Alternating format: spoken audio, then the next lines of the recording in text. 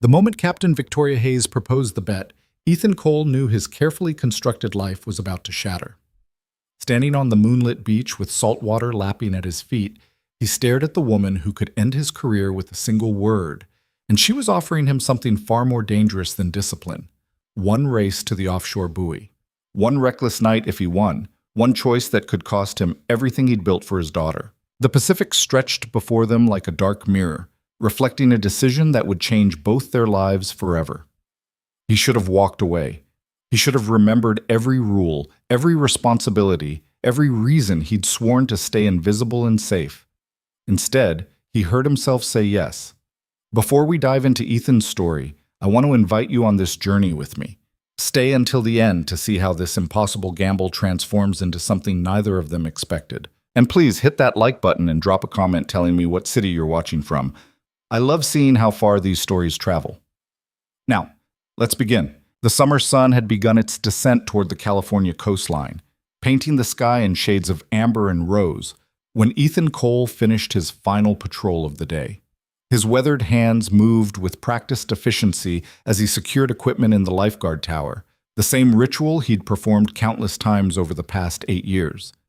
Each motion was deliberate, controlled, much like everything else in his life. "Dad! Dad, look what I found!" Ethan turned to see his 7-year-old daughter Mia racing across the sand, her dark curls bouncing with each enthusiastic step. She held something cupped carefully in her small hands, her face lit with the kind of pure joy that still had the power to unlock something tight in his chest. "What have you got there, sweet pea?" He crouched down to her level, his 6-foot frame folding easily as she approached. Mia opened her hands to reveal a perfectly intact sand dollar, its delicate pattern still visible despite the ocean's tumbling. "It's not broken. Mrs. Chen said these are really rare. Can we keep it?" "Absolutely."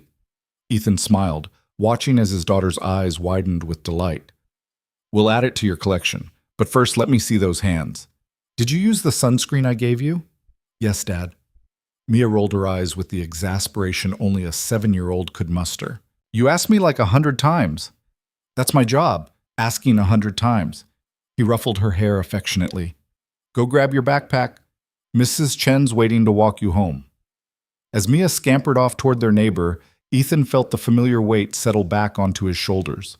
Linda Chen had been a godsend since his wife Sarah's death 3 years ago. Cancer, swift and merciless, leaving him to navigate single parenthood with a grief so profound it sometimes still took his breath away. The elderly woman asked for nothing except the occasional help with her garden, yet she treated Mia like her own granddaughter. "You're working late again?" Linda's weathered face creased with concern as Mia reached her side. "Training session with the new recruits," Ethan explained, securing the last of the equipment. "Should be done by 9. I really appreciate this, Linda." "Nonsense. You know I love my time with this one." Linda wrapped an arm around Mia's shoulders. "We're making chocolate chip cookies tonight. The real kind, not those healthy ones you try to sneak past her." Ethan laughed despite himself. "One actual cookie won't hurt, I suppose." "That's the spirit. Come on, little one. Let's leave your father to his responsible adult duties." As they disappeared down the beach path, Ethan allowed himself one moment of stillness, watching the waves roll in with their eternal rhythm. This stretch of California coastline had become his sanctuary and his prison, a place where he could provide stability for Mia while slowly suffocating under the weight of his own caution. "Cole, you planning to daydream all evening, or are you going to help set up?" The sharp voice cut through his reverie. Ethan turned to see Marcus Chen, no relation to Linda, jogging toward him with the easy confidence of someone who'd never had to worry about anything more serious than his weekend plans. At 24, Marcus represented everything Ethan had once been: carefree, optimistic, still believing the ocean offered adventure rather than danger. "On my way," Ethan replied, falling into step beside the younger man. "How many recruits are we dealing with tonight?" 6. Captain Hayes is running them through advanced rescue scenarios. She's in rare form today. I think Johnson called in sick specifically to avoid whatever she has planned. Ethan's jaw tightened at the mention of Captain Victoria Hayes. She'd taken command of their station 9 months ago, replacing the easygoing Mike Sullivan with a discipline that bordered on military precision. Everything about her demanded excellence, from the way she ran drills to the crisp perfection of her uniform. At 35, she'd earned her position through sheer competence, and she expected nothing less from everyone under her command. She also terrified him, not because she was harsh or unfair, quite the opposite. Captain Hayes praised good work and corrected mistakes with an efficiency that left no room for ego or excuses. No, what terrified Ethan was the way she watched him sometimes, those sharp green eyes seeing past the carefully constructed walls he'd built around himself. She looked at him like she knew exactly what he was hiding, the grief, the fear, the desperate need to stay invisible and safe. The training pool area came into view, and Ethan spotted her immediately. Captain Hayes stood at the pool's edge, reviewing something on her tablet while the new recruits clustered nervously nearby. She'd pulled her dark hair back into a severe bun, and her posture radiated the kind of authority that made people straighten their spines without thinking. "Recruits, attention!" Her voice carried easily across the space. "We're running rescue scenarios tonight, specifically retrieving a panicked swimmer in rough conditions. Each of you will take turns as both rescuer and victim. I expect full commitment. If I see anyone half-assing this exercise, you'll be running it again until you get it right. Cole, Marcus, you're demonstrating first." Ethan's stomach dropped. Demonstrations meant close physical contact, meant everyone watching, meant being visible in exactly the way he'd spent 3 years trying to avoid. "Sir, yes, sir," Marcus responded with enthusiasm, already stripping off his shirt. "Cole?" Captain Hayes' gaze fixed on him with laser focus. "Problem?" "No, ma'am." Ethan forced his body into motion, removing his station jacket and trying to ignore the way her eyes tracked the movement. He'd kept himself in peak physical condition. It was part of the job, and more importantly, it was something he could control. But being studied like a specimen under glass made his skin crawl with uncomfortable awareness. "Marcus, you're the victim," Captain Hayes continued. "Cole, you're the rescuer. I want to see a textbook approach, but remember, in real situations, nothing is textbook. The ocean doesn't care about your training manuals." Marcus slid into the pool and immediately began thrashing with theatrical panic, arms flailing and head dipping below the surface. It was clearly overdone, but Ethan appreciated the younger man's commitment to the role. Ethan dove in smoothly, the cool water enveloping him like a familiar embrace. This part he could do. This part made sense. The mechanical efficiency of rescue, the clear protocols, the predictable outcomes. He approached Marcus from behind, secured him in a proper cross-chest carry, and began the swim back to the pool's edge with steady, powerful strokes. "Good technique, Cole," Captain Hayes called out. "But you're being too gentle. Marcus, fight him. I want to see how he handles actual resistance." Immediately, Marcus began struggling in earnest, elbows jabbing backward and legs kicking with genuine force. Ethan tightened his grip, adjusted his position, and continued the rescue without breaking rhythm. Years of experience had taught him exactly how much pressure to apply, enough to maintain control without causing injury. They reached the edge, and Ethan smoothly transferred Marcus to the waiting hands of the other recruits. Water streamed from his hair as he pulled himself out, trying to ignore the way Captain Hayes' gaze hadn't wavered. "Acceptable," she said, which from her was high praise. "But you hesitated when he first started fighting. In the ocean, that hesitation could get you both killed. Recruits, pair up and run the scenario. I'll be watching." The next hour passed in a blur of drills and corrections. Captain Hayes moved among the recruits like a force of nature, her critiques precise, and her expectations unwavering. Ethan assisted where needed, grateful for the distraction of teaching, the safe distance of being useful rather than visible. As the session wound down and recruits began gathering their belongings, Captain Hayes approached him with that unreadable expression she wore like armor. "Cole, a word." His pulse quickened. "Yes, ma'am?" "Walk with me." It wasn't a request. They moved away from the pool area, following a path that led toward the beach. The sun had fully set now, leaving only the amber glow of pathway lights and the silver shimmer of moonlight on water. Ethan's mind raced through potential issues. Had he made a mistake during training? Was there a problem with his performance reviews? Worse, had something happened to Mia? "Relax, Cole. You look like you're expecting a court-martial." Captain Hayes' voice held a hint of amusement. "Your work is exemplary. That's actually what I wanted to discuss." "I don't understand, ma'am." "You've been with this station for 8 years. Your rescue record is flawless. Your technical knowledge surpasses most of the senior staff. Yet you've turned down every promotion opportunity I've offered." She stopped walking and turned to face him fully. "Why?" Ethan felt his carefully constructed defenses slam into place. "I'm content in my current position." "Content?" She repeated the word like it tasted wrong. "That's an interesting choice. Most people in this profession aren't content with staying in one place. They want advancement, recognition, new challenges." "I'm not most people." "No, you're not." Her eyes searched his face with an intensity that made him want to step backward. "You're someone hiding from something. I just haven't figured out what yet." The accuracy of her observation felt like a physical blow. "With respect, Captain, my personal life is my own concern." "It is, until it affects your professional performance. And before you protest, you haven't done anything wrong. But you're holding yourself back, Cole. I've watched you in critical situations. You have the instincts of a natural leader, but you second-guess yourself. You defer to others even when you clearly know better. That's not humility. That's fear." Ethan's jaw clenched. "I have a daughter, Captain. My priorities are commendable," she interrupted, "but they're also an excuse. Being a good father doesn't require making yourself smaller. If anything, it should inspire you to show her what ambition looks like." "You don't know anything about my daughter." The words came out sharper than intended. "You're right. I don't. Just like I don't know what happened to make you so determined to be invisible." "Basam." Captain Hayes' expression softened fractionally. "But I recognize the pattern because I've lived it myself. Different reasons, same result. A life spent hiding from risks because you've already lost too much." The truth of it resonated in Ethan's bones. He wanted to deny it, to maintain the comfortable fiction that he'd simply chosen a stable path. But standing here in the moonlight with this woman who saw too much, the lie wouldn't form. "I can't afford to take risks," he said quietly. "Not anymore." "That's where you're wrong, Cole.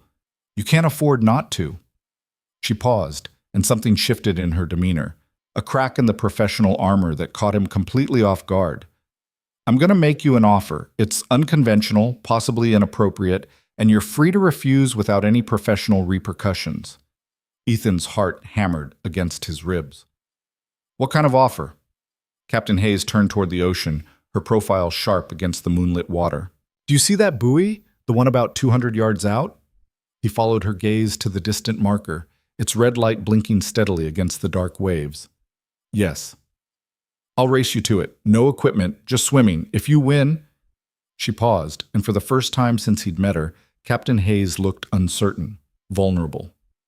"If you win, I'll give you one night. No ranks, no rules, no consequences. Just one night where neither of us has to be so goddamn responsible."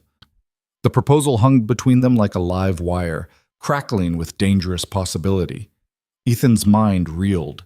This was his commanding officer. This could destroy both their careers. This violated every principle of professional conduct. This was, "And if you win," he heard himself ask, "then I'll know I was wrong about you, that you really are content with safety, that you've chosen your prison voluntarily, and I should stop pushing." Her eyes found his again, and the intensity there nearly buckled his knees. "But I don't think I'm wrong, Cole. I think you're drowning on dry land, and you've been doing it for so long you've forgotten what breathing feels like." "This is insane," Ethan said, but his voice lacked conviction. "Probably. So here's the question.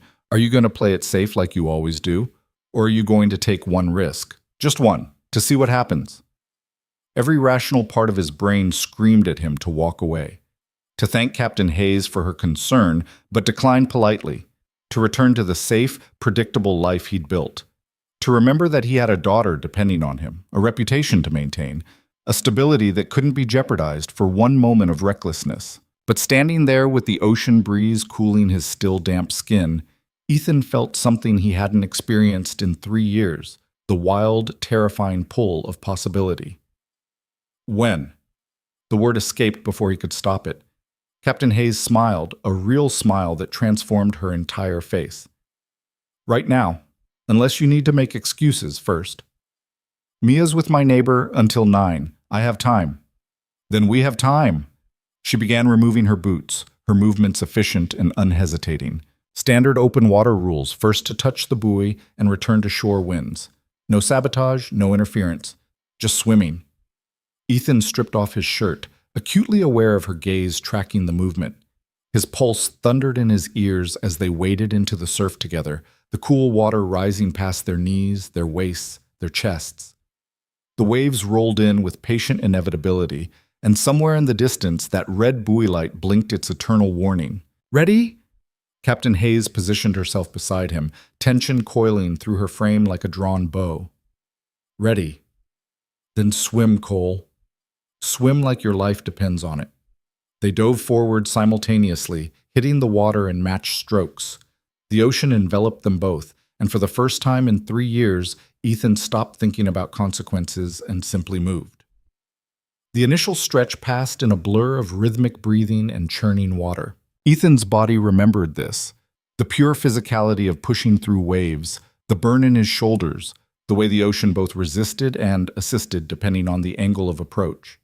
He'd been a competitive swimmer in college, before Sarah, before Mia, before life had taught him that water could take as easily as it gave. Captain Hayes swam beside him with mechanical precision, her strokes efficient and powerful. But as they passed the 100-yard mark, Ethan noticed something that made his professional instincts override everything else. She was favoring her left side.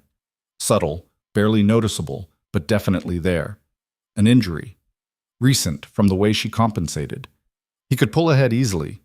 Should pull ahead if he wanted to win this insane bet. But years of training had hardwired certain responses into his nervous system. And watching someone struggle in the water, even someone as capable as Captain Hayes, triggered every protective instinct he possessed. Ethan adjusted his pace, staying close enough to intervene if needed. The buoy loomed ahead, its red light reflecting off the dark water like a beacon. They reached it simultaneously, both touching the cold metal before turning back toward shore. "You're holding back," Captain Hayes gasped between strokes. "Don't." "You're injured," he shot back. "Left shoulder." "It's fine. Swim." "It's not fine. I can see—" A wave crashed over them both, cutting off his words.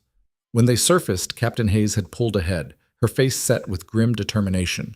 Ethan could have caught her easily, but instead he maintained his position just behind and to her right, the perfect spot to assist if she faltered. They reached the shallows together, both stumbling onto the beach with water streaming from their clothes and exhaustion making their limbs heavy. Ethan bent forward, hands on his knees, trying to catch his breath while his heart hammered a wild rhythm against his ribs. "A tie," Captain Hayes said between gasps. "How convenient." "You slowed down," Ethan accused, straightening to look at her. "At the end. You could have won." "So could you." She pushed wet hair back from her face, and in the moonlight she looked younger somehow, less like a commanding officer and more like a woman who'd just taken an enormous risk. "You stayed back because of my shoulder, because even in a race you agreed to, you couldn't help being the rescuer. You're hurt. What was I supposed to do?" "Win. That's what anyone else would have done." She took a step closer, and suddenly the space between them felt charged with more than just salt air and moonlight. "But you didn't, which tells me everything I needed to know." "And what's that?" Ethan's voice came out rough. "That the bet was never really about winning or losing." Captain Hayes reached out, her fingers grazing his forearm with a touch so light it might have been imagined. "It was about seeing if you'd choose being right over being kind, if you'd choose victory over making sure I was safe. And you passed, Cole. You passed a test you didn't even know you were taking."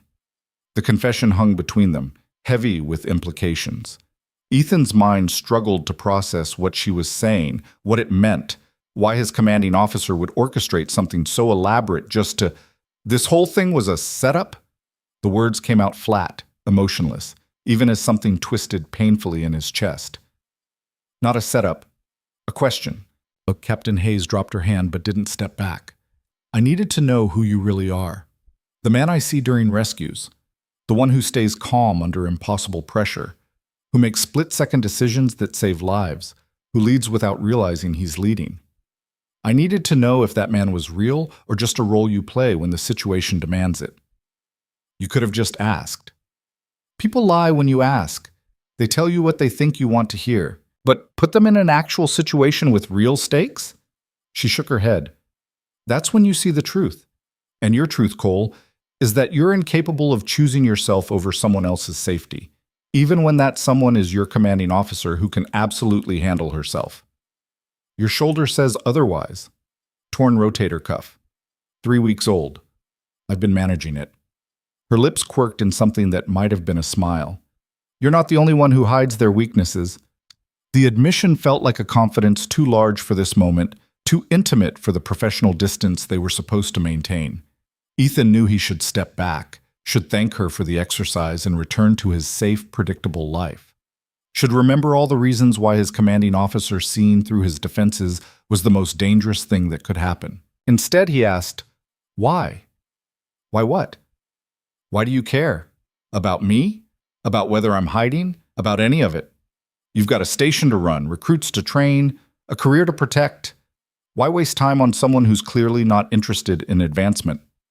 Captain Hayes was quiet for a long moment, her gaze drifting to the ocean. When she spoke, her voice carried a weight that suggested she was answering a question she'd asked herself many times. Because I was you once. Different circumstances, same result.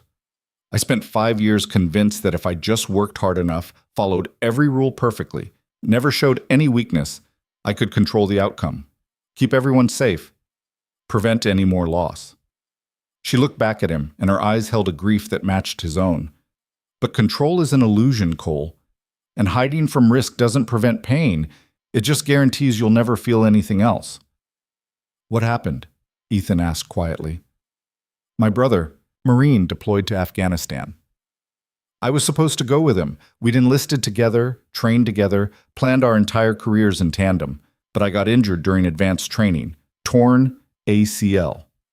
I watched him deploy without me, and 3 months later, I watched them fold a flag and hand it to our mother.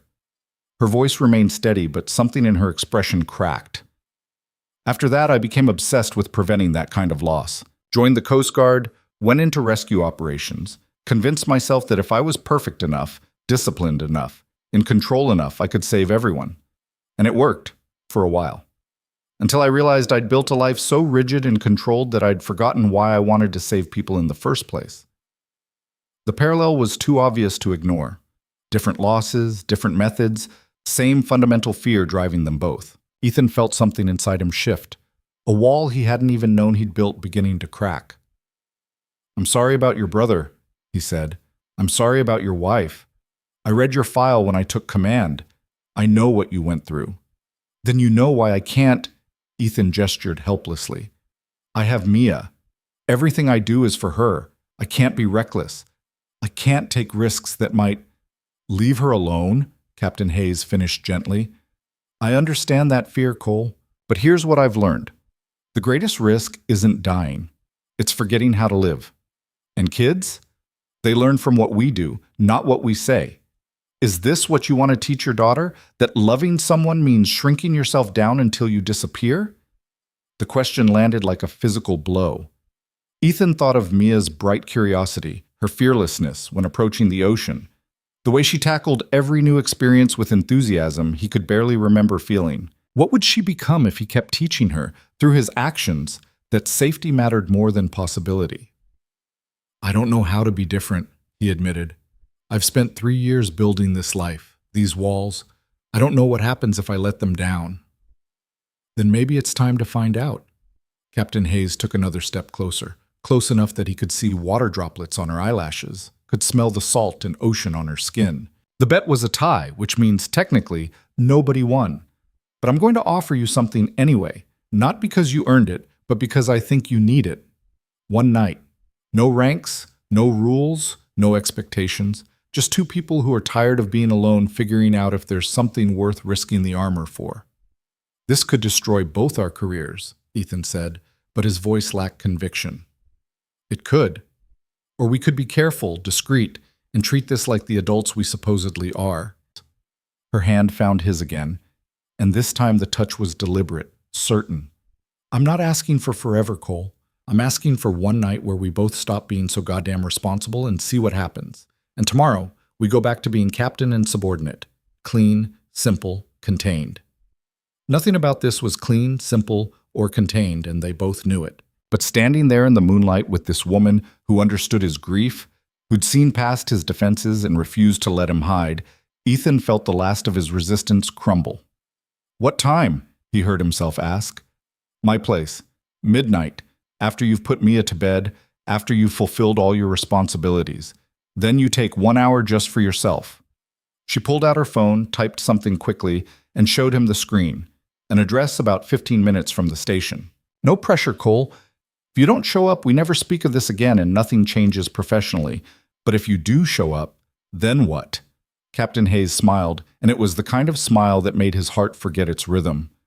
"Then we find out if either of us still remembers how to breathe." She stepped back, creating professional distance with visible effort.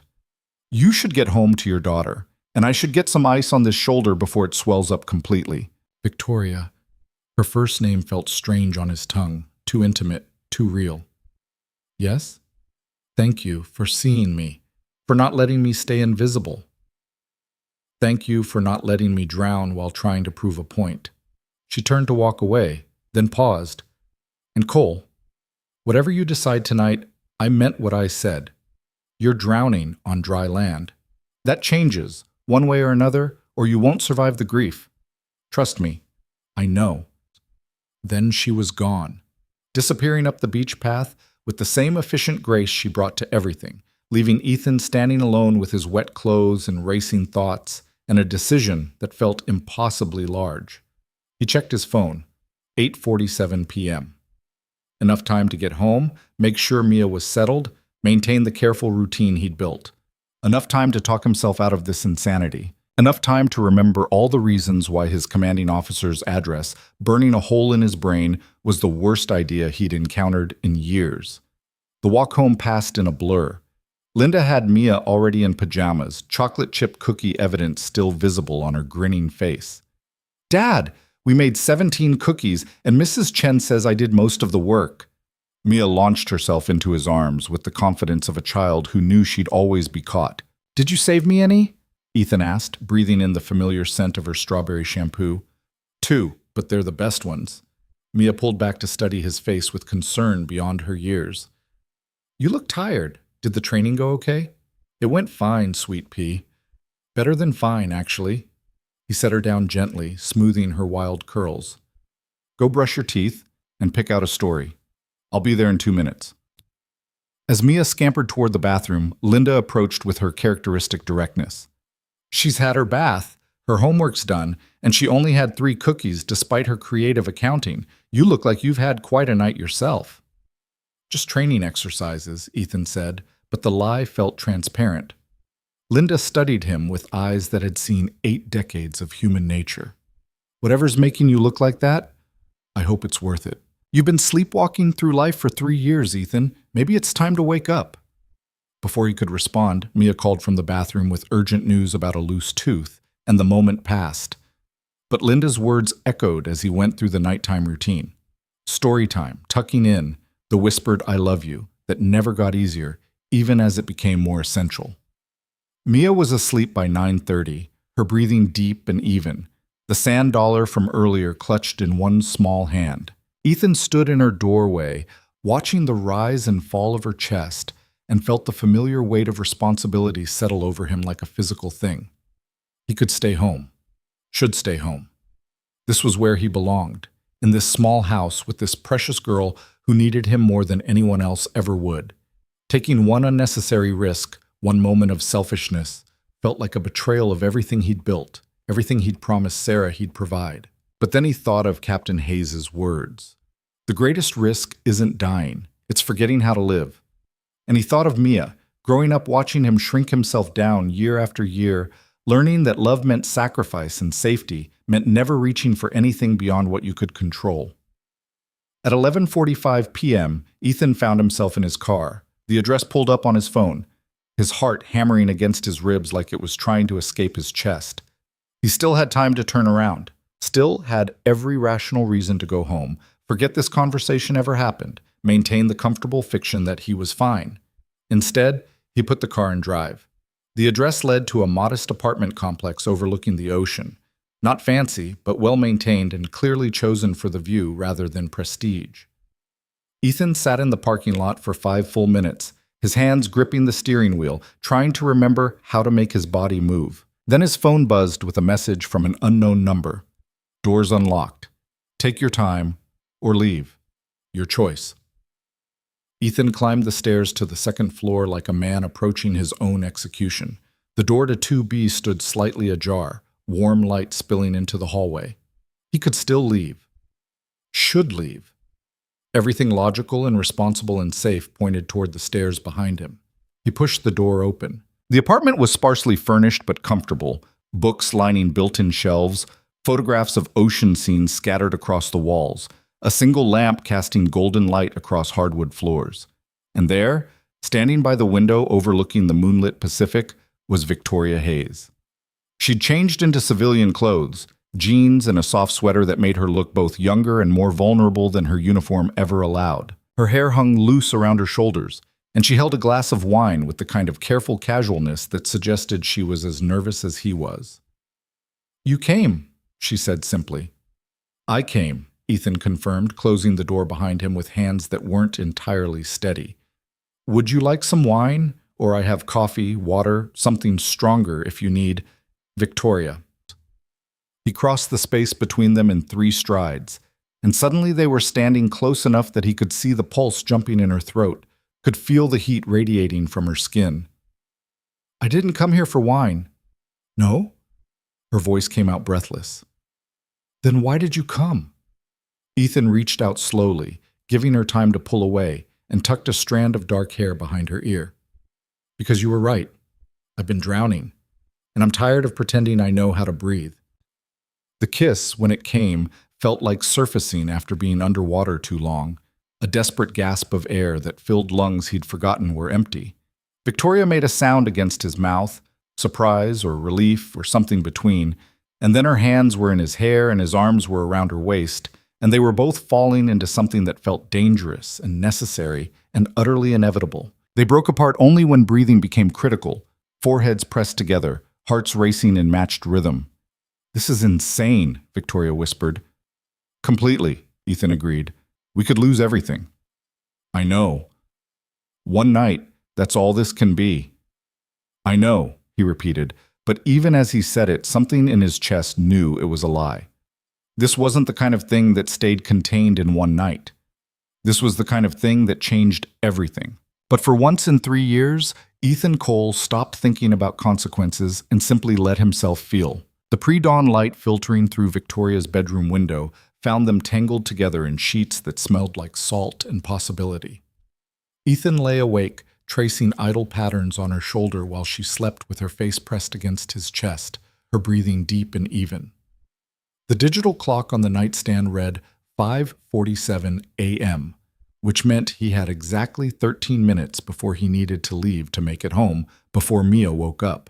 13 minutes left of this carefully contained recklessness before reality crashed back in. Victoria stirred against him, her eyes opening slowly. For a moment she looked soft and unguarded, nothing like the commanding officer who'd challenged him on the beach. Then awareness crept in, and Ethan watched her rebuild her armor in real time, muscle by muscle, breath by breath. "You're thinking too loud," she murmured. "I can practically hear your brain cataloging all the reasons this was a mistake. I should get home. Mia wakes up at 6:30, and if I'm not there—" "I know." Victoria pushed herself up on one elbow, her dark hair falling around her face like a curtain. "One night, like we agreed. Clean break, back to professional distance. No complications."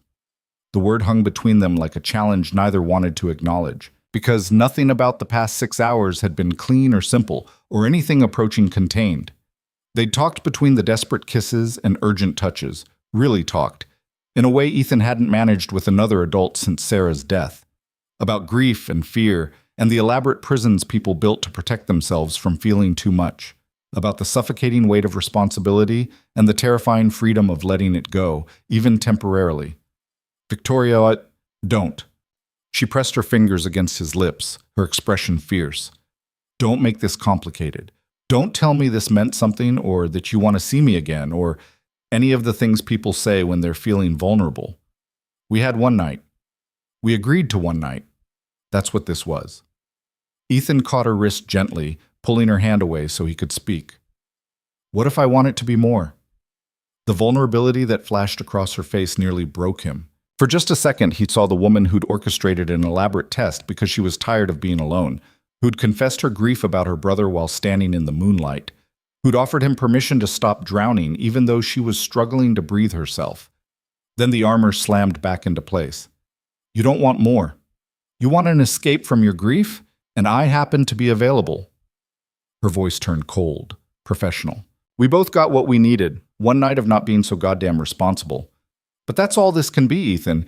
Anything else violates about 15 different regulations and puts both our careers at risk. Not to mention what it would do to your custody situation if anyone found out you were involved with your commanding officer. The practical concerns were valid, and they both knew it. Fraternization policies existed for good reason, and the Coast Guard took chain-of-command relationships seriously. If anyone discovered what had happened between them, Victoria would likely face disciplinary action or transfer. Ethan might lose his position entirely, and with it, the stability that kept Mia safe. But knowing something was impossible, and accepting it were two different things. So what happens now? Ethan asked quietly. We just pretend this never happened? Go back to captain and subordinate like nothing changed? That's exactly what happens. Because nothing has changed, Cole. The use of his last name felt deliberate, a boundary being reestablished. We had one night outside the rules, now we go back inside them. That's what adults do. Ethan wanted to argue, to push back against the wall she was rebuilding between them. But the clock read 5:52, and Mia would be waking soon, and every second he stayed made the risk of discovery greater. So he did what he'd become expert at over the past 3 years. He swallowed his feelings and focused on what needed to be done. Right, of course. He slid out of bed, gathering his scattered clothes with movements that felt mechanical. Back to normal, professional distance. I understand. Victoria watched him dress without speaking, something unreadable in her expression. When he was fully clothed and heading for the door, she finally broke the silence. Ethan. He turned back, hating how much hope surged through him at the sound of his first name. Thank you, she said softly. For last night. For seeing me as more than just the captain. For making me remember what it feels like to be just Victoria. Thank you for the same, he managed around the tightness in his throat. Then he left before either of them could say anything else that would make the clean break messier than it already was. The drive home passed in a blur of complicated emotions. Ethan pulled into his driveway at 6:19, which gave him exactly 11 minutes to shower, change, and appear convincingly normal before Mia woke up demanding breakfast and entertainment.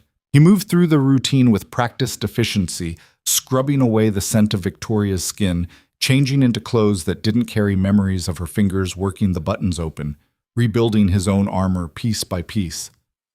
By the time Mia padded into the kitchen at 6:33, rubbing sleep from her eyes, Ethan had pancakes on the griddle and a smile that almost felt genuine. Morning, sweet pea. Sleep well? I dreamed about mermaids. Mia climbed into her chair, studying him with the uncomfortable perceptiveness of children who'd learned to read their remaining parents' moods. You look different. Ethan's heart stuttered. Different how? I don't know. Less sad, maybe? She accepted the plate of pancakes he set in front of her. Did something good happen at your training thing? Just a successful exercise, nothing special. The lie tasted bitter, but what was he supposed to say? Actually, Sweet Pea, I spent the night with my commanding officer doing things that would get us both fired. But don't worry, we're pretending it never happened, so everything's fine. Can we go to the beach today? I want to find more sand dollars. After my shift, I promise. Ethan ruffled her hair, grateful for the subject change. But you need to finish your summer reading first. Deal? Deal. But the book is boring. It's about some kid who moves to a new town and has to make friends. I already know how to make friends. I want stories about adventures. Ethan smiled despite himself. Life is the adventure, Mia.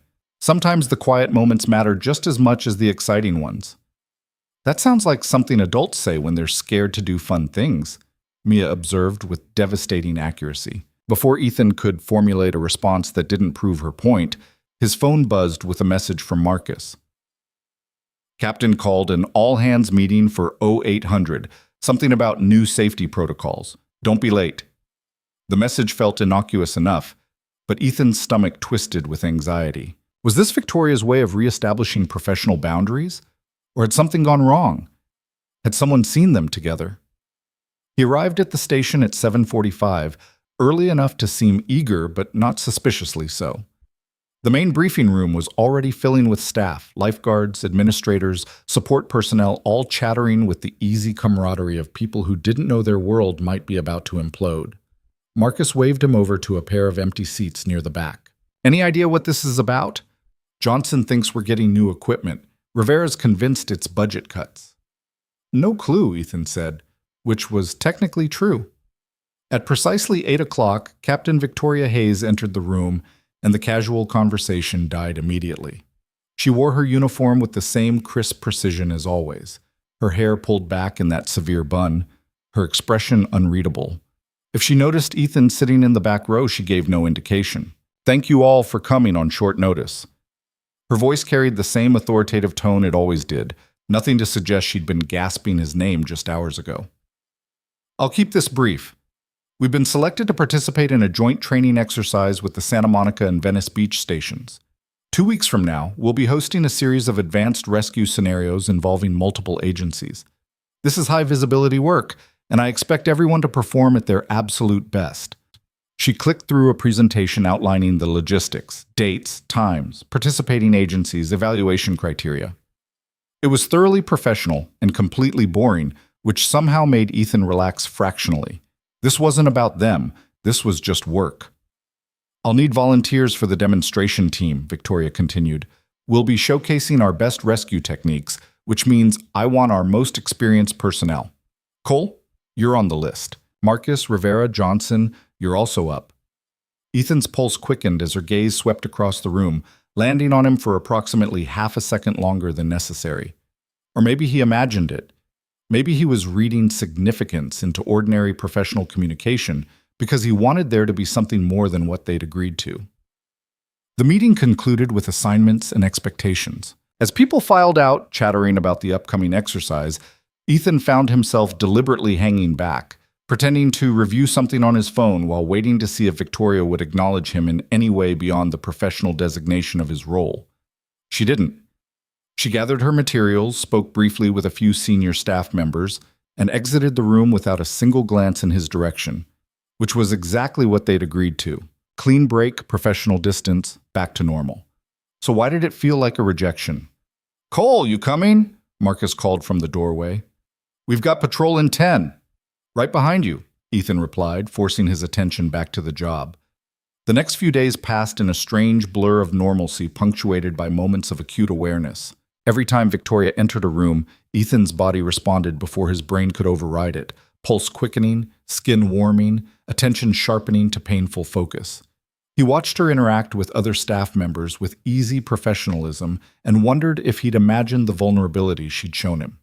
If maybe the whole thing had been exactly what she claimed, one night of escape with no deeper meaning. But sometimes, when she thought no one was watching, he'd catch her looking at him with an expression he couldn't quite read. Something between regret and longing and fierce determination to maintain the boundaries they'd established. It was driving him slowly insane. The breaking point came 6 days after their night together. Ethan was conducting a routine equipment inspection when Victoria appeared in the storage room, ostensibly checking inventory logs. They were alone for the first time since he'd left her apartment. Everything in order? She asked, her tone professionally neutral. Yes, ma'am. All equipment accounted for and functional. Good.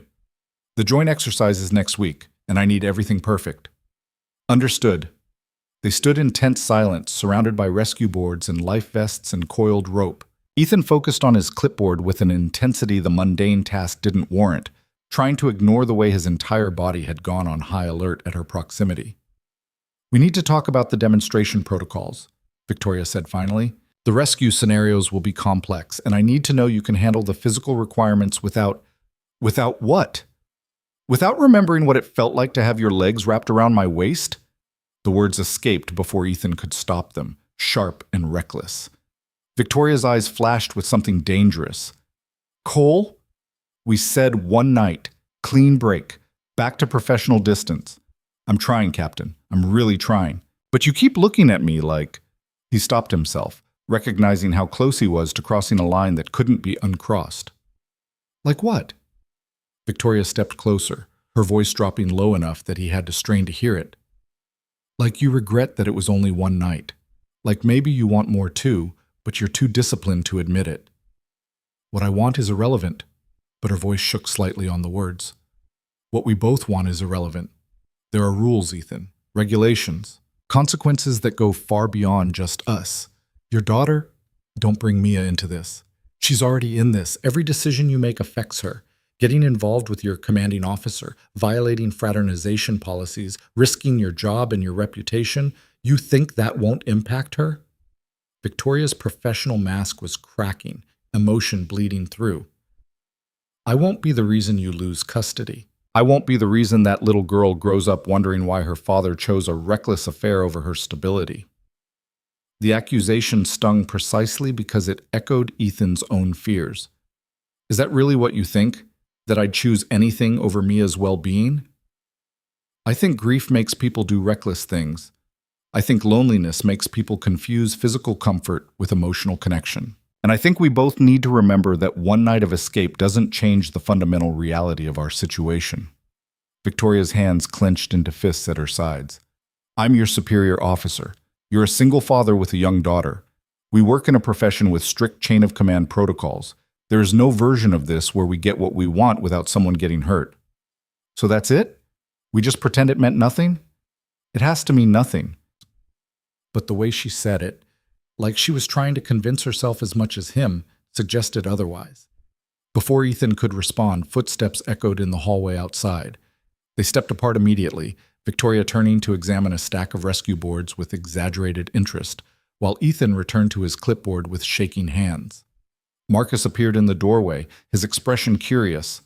Captain Hayes, Cole, everything okay in here? Just reviewing equipment for the joint exercise, Victoria replied smoothly. Cole was giving me the inventory update. Everything appears to be in order. Great. Hey, Cole, your neighbor Linda called the front desk. Something about Mia's school needing a form signed. She said it was urgent. Ethan's stomach dropped. I'll call her right away. Thanks, Marcus.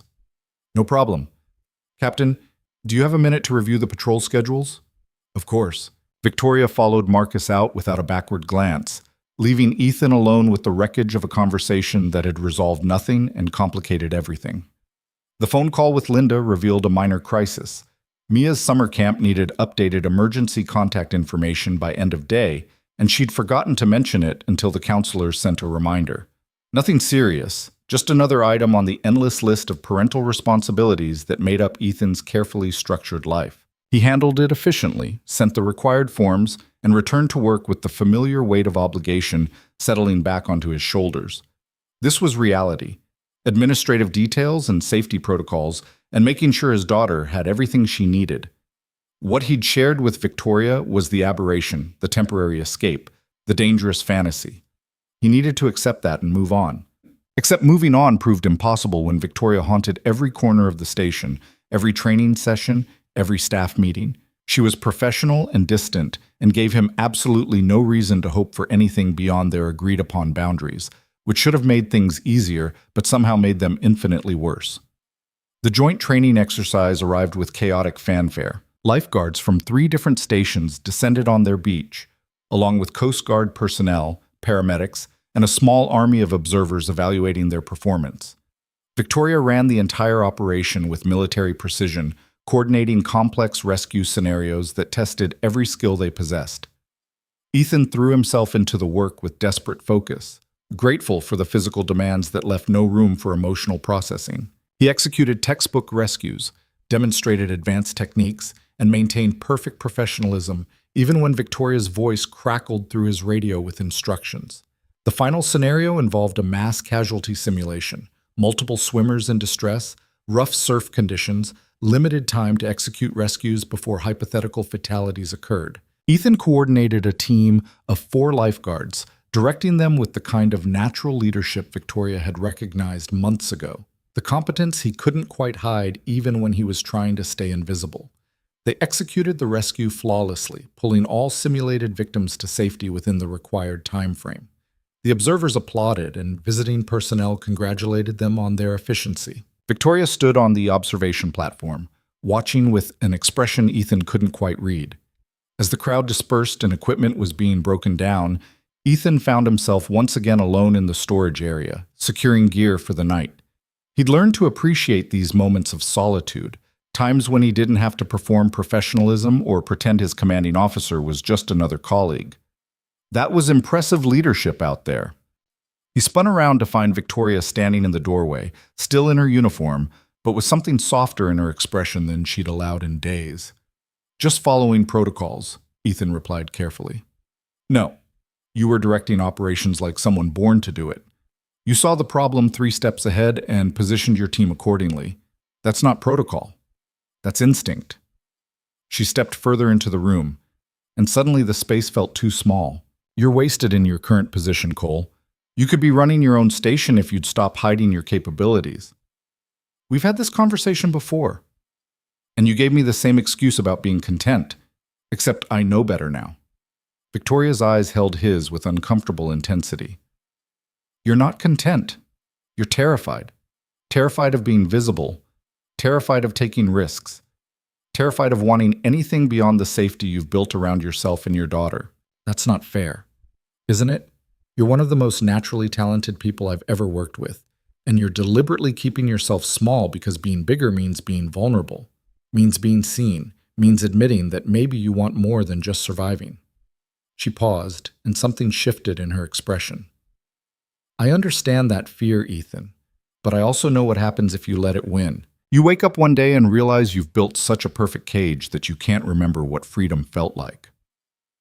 "Is that what you think you gave me? Freedom?" The bitterness in his voice surprised them both.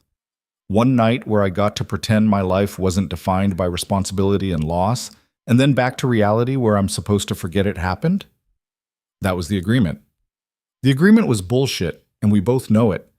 Ethan set down the equipment he'd been organizing, his hands needing something to do besides reach for her. You can't give someone a taste of what breathing feels like and then expect them to go back to drowning without complaint. "So what do you want me to say?" Victoria's composure cracked, emotion flooding through. "That I think about that night constantly? That I see you during training sessions and remember exactly what you look like without that controlled expression you wear like armor? That I lie awake wondering what would happen if we were reckless enough to try for more?" "Yes," Ethan said simply. "I want you to say all of that. I want you to stop pretending this doesn't matter." "It can't matter!" The words came out fierce, almost angry. "Do you understand what's at stake? I could lose my command. You could lose your job. Your custody situation could be jeopardized. Mia could end up in a less stable environment because we couldn't control ourselves. How is any of that worth one more night together? What if it's not about one more night? What if it's about building something real?" Victoria laughed, but it sounded broken. "Real? We barely know each other outside of one evening where we were both desperate to feel something besides grief. That's not a foundation for anything except more pain. Then get to know me." Ethan took a step closer, watching her eyes widen. "Not as your subordinate, not as a responsibility or a risk factor, as Ethan. Let me get to know Victoria, not Captain Hayes. Give us a chance to figure out if what we felt was just temporary escape or if it was the beginning of something worth the risk. You're asking for the impossible. I'm asking for a chance. We find a way to do this that doesn't violate regulations. You transfer me to a different station, or you request reassignment, or we document everything properly through official channels. There are ways to handle this that don't require us to pretend we're strangers." Victoria shook her head, but Ethan could see the war happening behind her eyes. Duty battling against desire, fear fighting with hope. "Even if we could navigate the professional complications, what about Mia? You bring someone into her life, and then what? She gets attached, and if this doesn't work out, Mia's already attached to the idea that I'm half dead inside," Ethan interrupted. "She told me last week that I look less sad. You know what caused that change? One night where I remembered what it felt like to be fully alive. To want something for myself instead of just surviving for her sake. Maybe the best thing I can teach my daughter isn't how to play it safe. Maybe it's how to take risks on things that matter." The silence stretched between them, heavy with possibility and danger in equal measure. Ethan could see Victoria processing his words, could practically watch her categorizing the risks and complications against whatever she felt when she looked at him. Finally, she spoke, her voice barely above a whisper. If we do this, if we even consider doing this, we do it the right way. Official channels, proper documentation, complete transparency with our supervisors. No sneaking around, no hiding, no compromises on professional integrity. And Mia comes first, always. If at any point this threatens her stability, we stop. No questions, no arguments. Hope surged through Ethan's chest like a physical force. You're saying yes? I'm saying maybe. I'm saying I need time to think about how this could possibly work without destroying both our careers and your daughter's security. Victoria's expression remained guarded, but something had softened in her eyes. I'm saying that maybe you're right about taking risks on things that matter. But I need you to understand the stakes, Ethan. This isn't just about us. It's about Mia, about our careers, about maintaining the integrity of a command structure that people's lives depend on. I understand the stakes. I've been cataloging them obsessively since I left your apartment. Ethan allowed himself a small smile. But I also understand that some risks are worth taking, and you, Victoria, you're worth the risk. She closed her eyes briefly, and when she opened them again, they glistened with unshed tears. You can't say things like that. You can't make this about feelings when we're trying to approach it logically. Why not? Feelings are the whole point. Without them, we're just two people complicating our professional lives for no reason. With them, we're two people whose judgment might be compromised by emotion instead of logic. Good. Ethan's voice came out rough with conviction. I've made every decision based on logic and safety for 3 years, and all it's gotten me is a half-life where I'm technically breathing but not really living. Maybe it's time to trust feelings again. Maybe it's time to remember that being human means taking chances on things that scare us. Victoria studied him for a long moment, her expression cycling through a dozen emotions too fast to track. When she finally spoke, her voice carried a weight that suggested she was making a decision that terrified her. 1 week. Give me 1 week to figure out the logistics, to consult with HR, to understand what official processes exist for situations like this, to make sure we're not about to destroy everything we've built. She held up a hand when Ethan started to respond. I'm not saying yes, and I'm not saying no. I'm saying I need time to think clearly without you standing close enough that I can't remember all the reasons this is complicated. 1 week, Ethan agreed, even though 7 days felt like an eternity. But Victoria, thank you for not dismissing this, for taking it seriously enough to at least explore the possibilities. Don't thank me yet. I might come back in a week and tell you we need to maintain professional distance indefinitely. But the slight curve of her lips suggested she didn't quite believe that outcome herself. Footsteps echoed in the hallway again. The exercise was winding down, and soon the storage area would be full of people breaking down equipment. They stepped apart smoothly, rebuilding the professional distance that was becoming harder to maintain with each passing conversation. Cole, Victoria said formally, good work today. Your leadership during the mass casualty scenario was exemplary. Thank you, Captain Hayes. I'll make sure all equipment is properly secured before I leave. She nodded and exited, leaving Ethan alone with his racing thoughts and the fragile hope blooming in his chest. 1 week, 7 days to see if what they'd felt was real or just a beautiful illusion. 7 days to discover if the risk was worth taking or if safety really was the only option. That evening, as Ethan helped Mia build an elaborate sandcastle on their familiar stretch of beach, he found himself watching the sunset with something approaching peace. His daughter chattered happily about her day at camp, her small hands shaping towers and moats with unself-conscious creativity. Dad, can I ask you something? Always, sweet pea. Are you happy? Mia's question came with the directness of children who hadn't learned to dance around difficult topics. Like, really happy? Not just pretend happy. Ethan's breath caught. What makes you ask that? You smile more now, and you don't look like you're far away all the time. She patted sand around the base of a tower with focused determination. I like it when you're really here. It feels better. The observation landed like a punch to the gut, loving and devastating in equal measure. How long had his daughter been watching him drift through life, pretending to be present while actually drowning in grief and fear? I'm working on being really here, Ethan said softly. Being the dad you deserve instead of just going through the motions. Good. Because Mom wouldn't want you to be sad forever. She told me before she... Mia paused, her small face scrunching with concentration as she searched for words. She said that being sad was okay, but staying sad forever wasn't living. She made me promise to help you remember how to live. Ethan's vision blurred with tears he didn't bother hiding. She told you that? Yeah, when she was in the hospital and I was scared, she said some really important things. Mia looked up at him with Sarah's eyes, the same warm brown that had watched him promise forever in a different lifetime. So I'm helping, by reminding you to be happy sometimes. He pulled his daughter into a hug that probably squeezed too tight, breathing in the scent of her strawberry shampoo and sun-warmed skin. You're doing a great job, Sweet Pea. The very best job. They finished the sandcastle as the sun painted the sky in impossible colors, and Ethan felt something shift in his chest. Permission, maybe, to want more than just survival.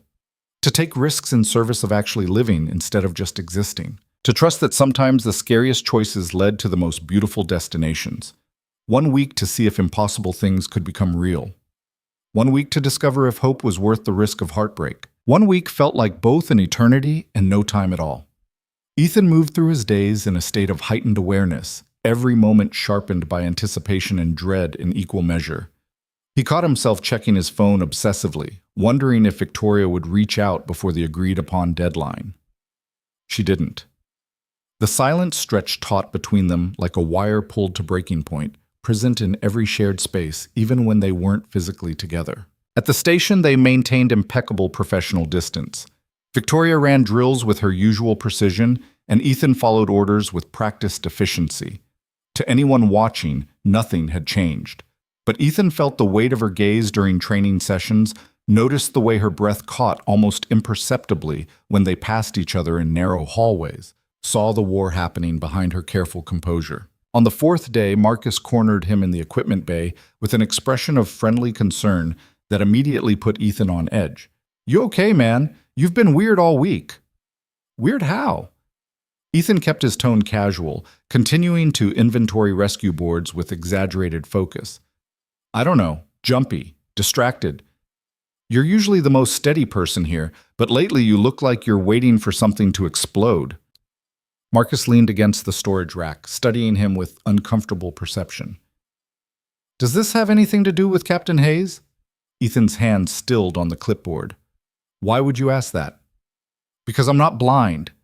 The tension between you two lately could power the whole station. I thought maybe you'd screwed up somehow and were waiting for discipline, but your work's been flawless. So either you're terrified of her for no reason, or something else is going on. There's nothing going on, Ethan said, the lie tasting bitter. She's my commanding officer. We maintain professional distance. That's all. Marcus raised an eyebrow. Professional distance usually doesn't involve the kind of look she gives you when she thinks nobody's watching, or the way you tense up every time she enters a room. You're imagining things. Maybe. Or maybe you're both pretending really hard that you don't want to jump each other, and it's making everyone uncomfortable. Marcus held up his hands defensively when Ethan's expression turned dangerous. Hey, I'm not judging. She's hot. You're single. I get the appeal. But you know the regulations, right? Fraternization with a superior officer is a fast track to a dishonorable discharge. I'm aware of the regulations, Ethan said tightly, which is why there's nothing happening. Okay, sure. Nothing happening. Marcus didn't sound convinced, but he had the grace to drop the subject. Just be careful, man. Whatever this is or isn't, people are starting to notice the weird energy. And in a station this size, gossip spreads faster than wildfire. The warning haunted Ethan for the rest of the day. If Marcus had noticed the tension, others probably had too, which meant they were already being watched, already generating speculation, already creating exactly the kind of visibility that could destroy both their careers before they'd even decided if pursuing this was worth the risk. That evening, as Ethan helped Mia with her homework at their small kitchen table, his daughter looked up from her math problems with sudden intensity. Dad, do you like Captain Hayes? He nearly dropped the pencil he'd been holding. What? Captain Hayes. The lady who runs the beach station. Do you like her? Mia's expression held nothing but innocent curiosity, but the question still felt like a trap. She's my boss, Sweet Pea. I respect her professionally. That's not what I asked.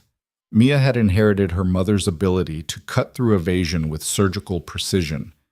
I mean, do you like her? The way you used to like Mom? Ethan's chest tightened. They talked about Sarah often over the past 3 years, keeping her memory alive through stories and photographs and the little rituals they'd maintained. But this was the first time Mia had asked about him potentially caring for someone else. Why are you asking? He said carefully. Mia shrugged, returning her attention to her math worksheet. Mrs. Chen said you look happier lately, and she said maybe you were ready to have someone special again. I just wondered if it was Captain Hayes because you talk about her sometimes. I talk about her because she's my supervisor, that's all. Okay. But Mia's tone suggested she didn't quite believe him. Would it be okay if you did like someone? The question lodged itself directly in Ethan's heart. Would it be okay with you mean? Yeah, I don't want you to be lonely forever. Mom wouldn't want that either. Mia looked up again, her young face serious. But I'd want to meet her first. Make sure she's nice and that she likes you for real, and not just because you're handsome or whatever. Despite everything, Ethan smiled. You think I'm handsome? Duh. All the moms at school say so. It's embarrassing. Mia rolled her eyes with theatrical disgust. But that's not the important part. The important part is that if you like someone, I want to make sure they're good enough for you. The fierce protectiveness in his 7-year-old daughter's voice nearly undid him. How did you get so smart? I pay attention. That's what Mom always said. Pay attention to how people act, not just what they say. Mia returned to her math problems with the matter-of-fact wisdom of children who'd learned hard lessons young. So if Captain Hayes makes you happy, that's good. But if she makes you sad, I'll have to talk to her about treating my dad better. Ethan pulled Mia into a hug, overwhelmed by love for this small person who carried so much of Sarah's strength and clarity. You're the best thing in my life, you know that? I know. Now can you help me with number 7? I keep getting the wrong answer. They finished homework together, and Ethan tucked Mia into bed with the usual story and reassurances. But as he sat alone in the darkened living room afterward, her questions echoed through his mind with uncomfortable persistence. Would it be okay with Mia if he pursued something with Victoria? How would he even begin to introduce that complexity into his daughter's life? And what happened if things didn't work out? If the risk turned into heartbreak that Mia had to witness? His phone buzzed with a message from an unknown number. We need to talk. Tomorrow, 7 a.m., North Parking Lot. Come alone. Ethan's pulse hammered as he read the message 3 times, parsing every word for hidden meaning. The formal tone suggested bad news. Victoria had spent the week researching and had concluded the risks were too great. But she'd also gone to the trouble of acquiring his personal number and requesting a private meeting, which suggested she hadn't simply dismissed the possibility entirely. He typed and deleted 5 different responses before settling on simple acknowledgement, I'll be there. The reply came immediately, don't get your hopes up, this is complicated. Which wasn't a no. Ethan clung to that fragile distinction as he lay awake most of the night, his mind cycling through 1,000 possible versions of the coming conversation. The north parking lot sat empty and windswept when Ethan arrived at 6:52 a.m., the early morning fog rolling in from the ocean in thick waves. Victoria's car was already there. She leaned against the hood with 2 coffee cups from the local cafe, her hair loose around her shoulders and her civilian clothes suggesting she'd come straight from home. She looked nervous. Ethan had never seen her look nervous before. You're early, she said as he approached. So are you. He accepted the coffee she offered, their fingers brushing in the exchange. Thanks for this. Don't thank me yet. You might hate everything I'm about to say. Victoria took a long sip from her own cup, her gaze fixed on the distant waves rather than his face. I spent the week doing research, talked to HR anonymously through hypotheticals, reviewed fraternization policies, consulted the employee handbook, even reached out to a few trusted colleagues in other districts who dealt with similar situations. And Ethan's voice came out rough with tension. And it's complicated, but not impossible. She finally looked at him, and the vulnerability in her eyes matched the nervous energy radiating from her frame. There are official channels for handling relationships within the chain of command. Disclosure requirements, reassignment protocols, oversight mechanisms. It's bureaucratic as hell and would put us under a microscope, but it can be done legally and ethically if we're willing to navigate the process.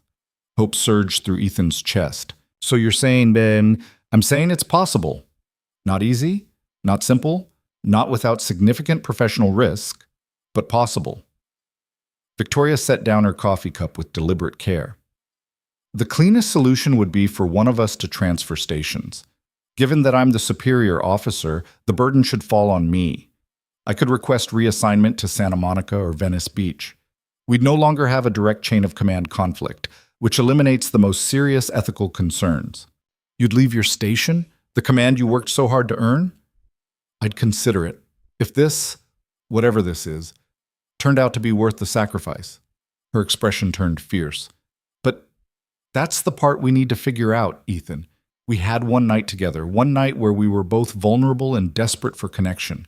That's not enough foundation to blow up our careers over. We need to actually know each other, date like normal people, figure out if what we felt was real or just two lonely people finding temporary comfort.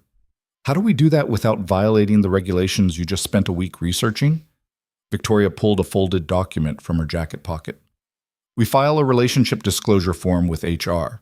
It's a formal acknowledgement that we're exploring a personal relationship and requesting oversight to ensure it doesn't compromise professional judgment. Once filed, we're allowed to date outside of work hours as long as we maintain appropriate boundaries at the station.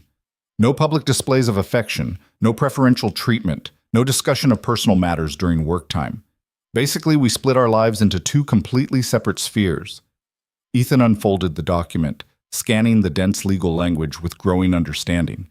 This puts a target on both our backs. Everyone will know, and they'll be watching for any sign that we're letting personal feelings affect professional decisions.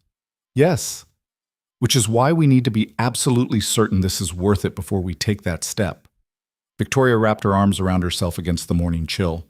I'm not asking you to decide right now. I'm asking you to think seriously about what you're willing to risk. Your reputation, your standing with colleagues, the comfortable invisibility you've spent 3 years cultivating, all of it goes away the moment we file this paperwork.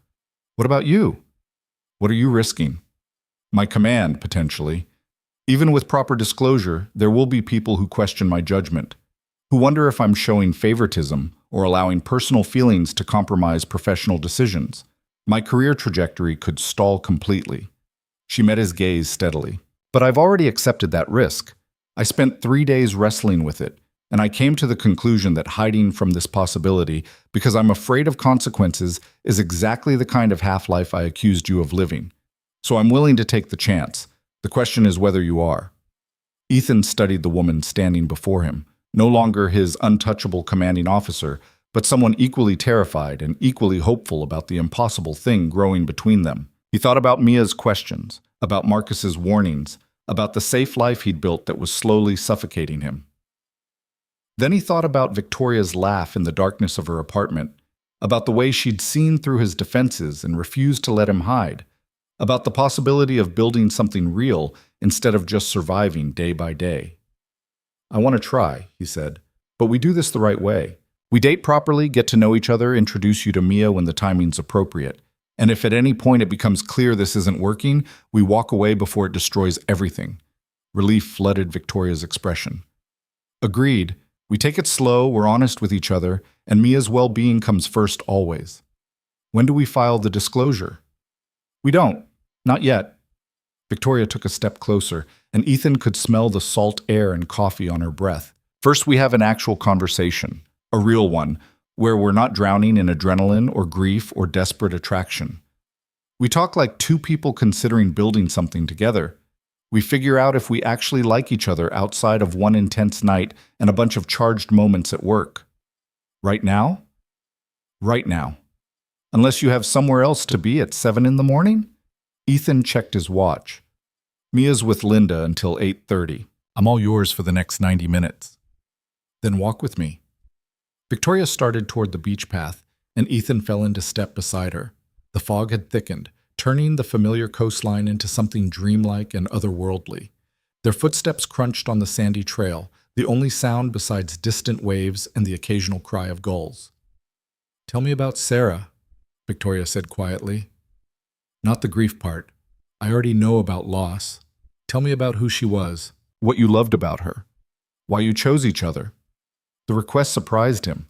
Most people avoided talking about Sarah, as if mentioning her name would somehow make the loss more painful. But Victoria's directness cut through the awkward silence that usually surrounded the subject. She was fierce, Ethan began, memories washing over him with unexpected warmth instead of the usual ache.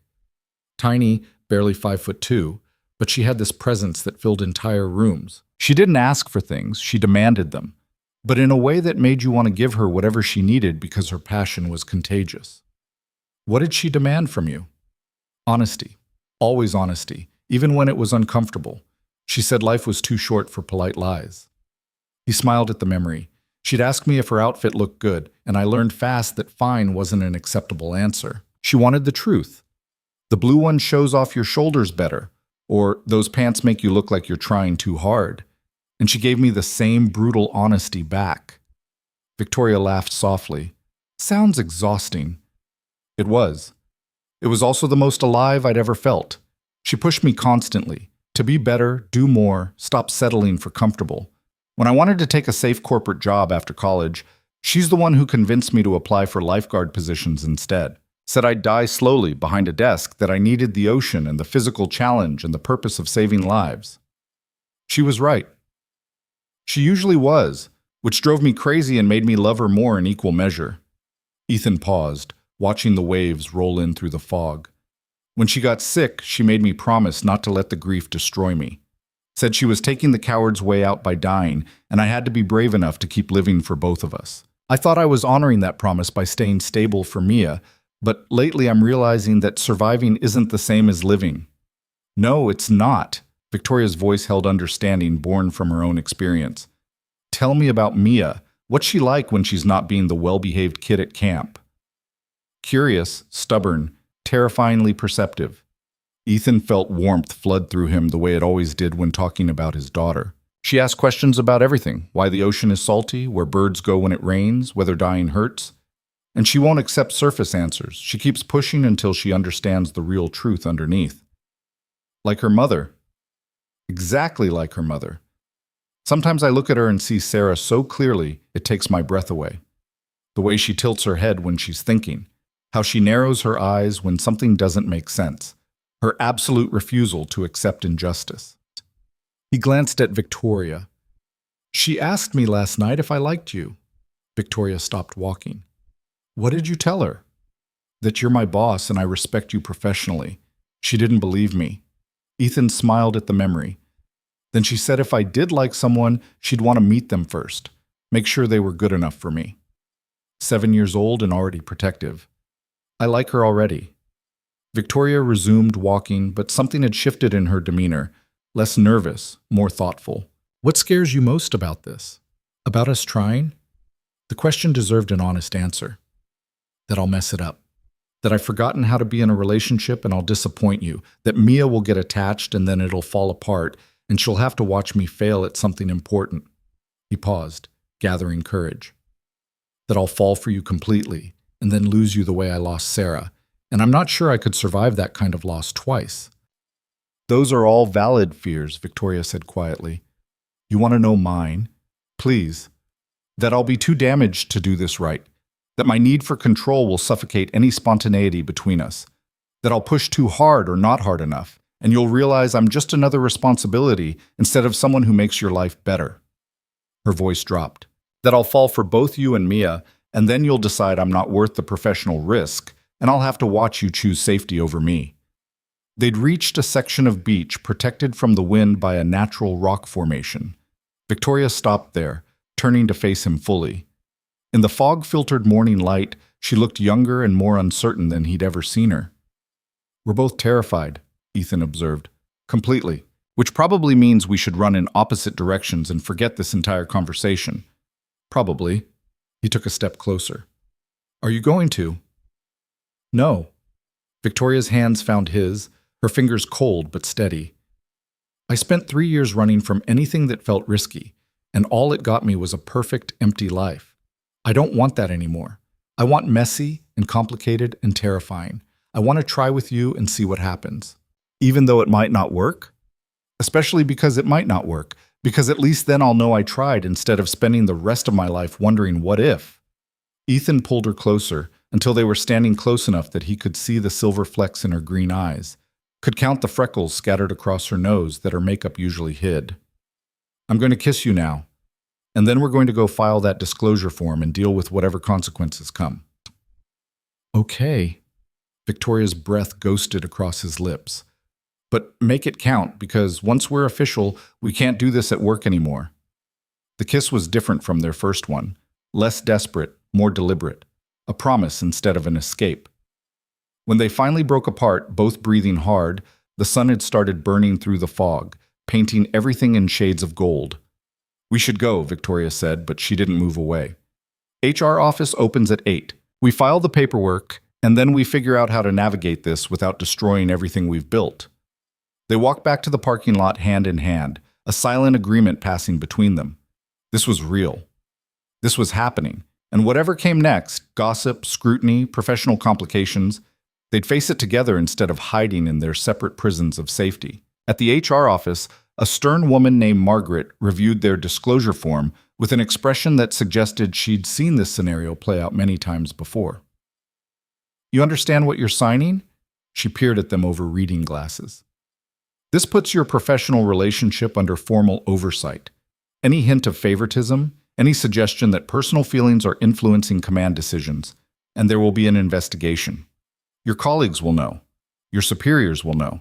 There will be gossip and speculation, and you'll both be held to a higher standard of conduct than before. We understand, Victoria said firmly. And you're still willing to proceed? Margaret's gaze shifted to Ethan. You're aware this could impact your career trajectory?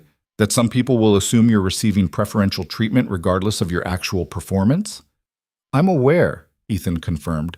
We want to do this the right way. By the book, with full transparency. Margaret stamped the form with bureaucratic finality. Then congratulations, you're officially the station's most scrutinized couple. I'll file this with the district office today. Expect a follow-up from the ethics committee within 2 weeks. And for the sake of everyone involved, please maintain professional boundaries at work.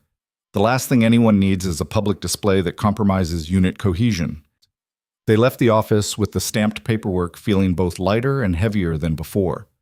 The secret was out, documented in triplicate, and filed with the district office. There was no taking it back now. So, Victoria said as they stood in the parking lot, reality settling in, what happens now? Now we tell the people who need to know before they hear it through gossip. Ethan checked his watch, 8:15. I should talk to Mia soon, and you probably need to inform the senior staff before the rumor mill gets ahead of the official documentation. Agreed.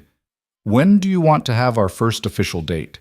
Something that doesn't involve emergency meetings or charged conversations or professional complications? Tonight?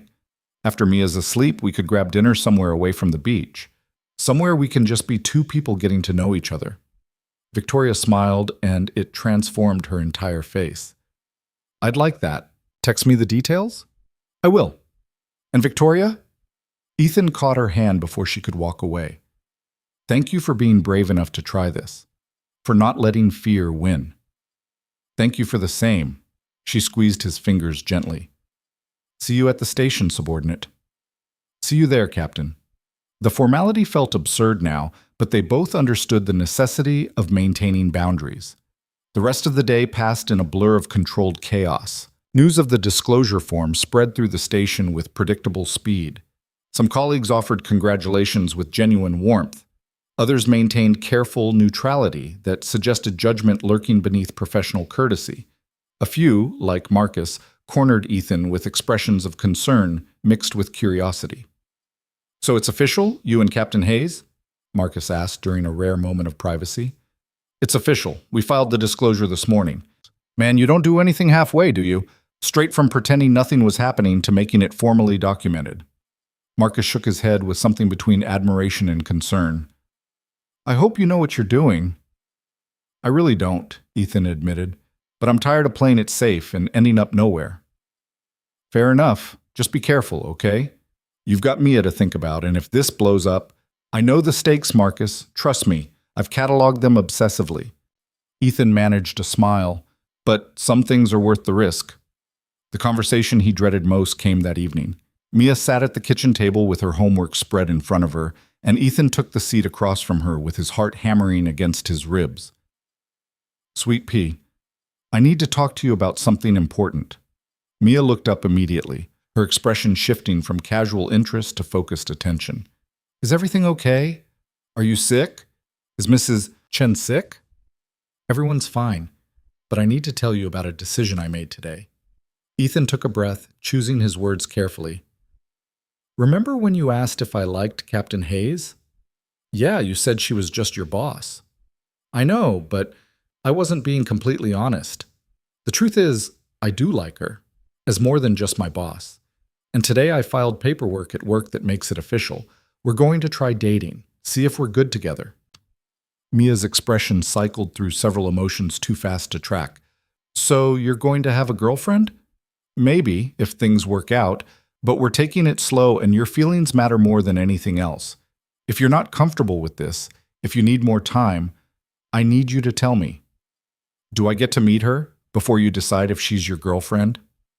Absolutely. I wouldn't make this decision without you being part of it. Ethan reached across the table to take her small hand. You're the most important person in my life, Mia. Nothing changes that, ever. Mia considered this with the seriousness of someone weighing a major decision. Is she nice to you? Does she make you laugh? Does she like the ocean as much as you do? She's very nice to me. She makes me think and challenges me to be better. And she loves the ocean. It's why she became a lifeguard captain. Okay, then I want to meet her, soon before you get too serious and then I don't get a say. Relief flooded through Ethan. I promise you'll meet her soon, and your opinion matters enormously. If you don't think she's right for us, I need to know. I will. I'm a good judge of character. Mrs. Chen says so. Mia returned her attention to her homework with the matter-of-fact acceptance of children who adapted faster than adults. Can we have tacos for dinner? Absolutely. Tacos it is. As Ethan prepared dinner, he marveled at his daughter's resilience. She'd processed the information, asked the important questions, and moved on without the emotional turmoil he'd braced himself for. Maybe Sarah had been right. Maybe kids were stronger than adults gave them credit for. Maybe the honesty Mia had requested was exactly what she needed, instead of careful protection from complexity. That night, after Mia was asleep and the house was quiet, Ethan drove to a small restaurant 2 towns over, far enough from the beach that they were unlikely to encounter colleagues. Victoria was already there, seated in a corner booth with a view of the water, dressed in jeans and a simple sweater that made her look impossibly young. Hi, she said as he slid into the seat across from her. Hi. Ethan felt nerves flutter in his stomach like he was 17 again. You look beautiful. You look terrified. How did it go with Mia? Better than expected. She wants to meet you soon, says she's a good judge of character and needs to approve before things get serious. Victoria laughed, and the sound loosened something tight in Ethan's chest. I like her more every time you mention her. Think she'll approve? I hope so. She's going to ask you questions, probably uncomfortable ones. She doesn't believe in social niceties when she wants information. Good. I don't either. We'll probably get along great. Victoria reached across the table, her fingers brushing his. How was it at the station after the paperwork went through? Mixed reactions. Some people were supportive. Others are clearly waiting for us to crash and burn spectacularly. Marcus thinks I'm insane but respects the commitment to doing it officially. Similar on my end. A few of the senior staff pulled me aside to make sure I understood the ethical implications. Johnson looked at me like I'd lost my mind. Rivera gave me a thumbs up and said about time I did something impulsive. Victoria's smile turned wry. So we're officially under scrutiny. Everyone's watching to see if we can maintain professional boundaries or if this implodes dramatically. No pressure then. None whatsoever. She squeezed his hand. So tell me something I don't know about you. Something that has nothing to do with work or grief or any of the heavy stuff. Just a random fact that gives me insight into who Ethan Cole actually is. Ethan thought for a moment. I'm terrible at cooking anything except breakfast food. Pancakes, omelets, French toast. I can make them perfectly. But if you ask me to roast a chicken or make a decent pasta sauce, it's going to be a disaster. Sarah used to joke that I'd reached peak competence at 6 in the morning and declined steadily throughout the day. Victoria laughed again, and Ethan decided he wanted to make her laugh as often as possible. Noted.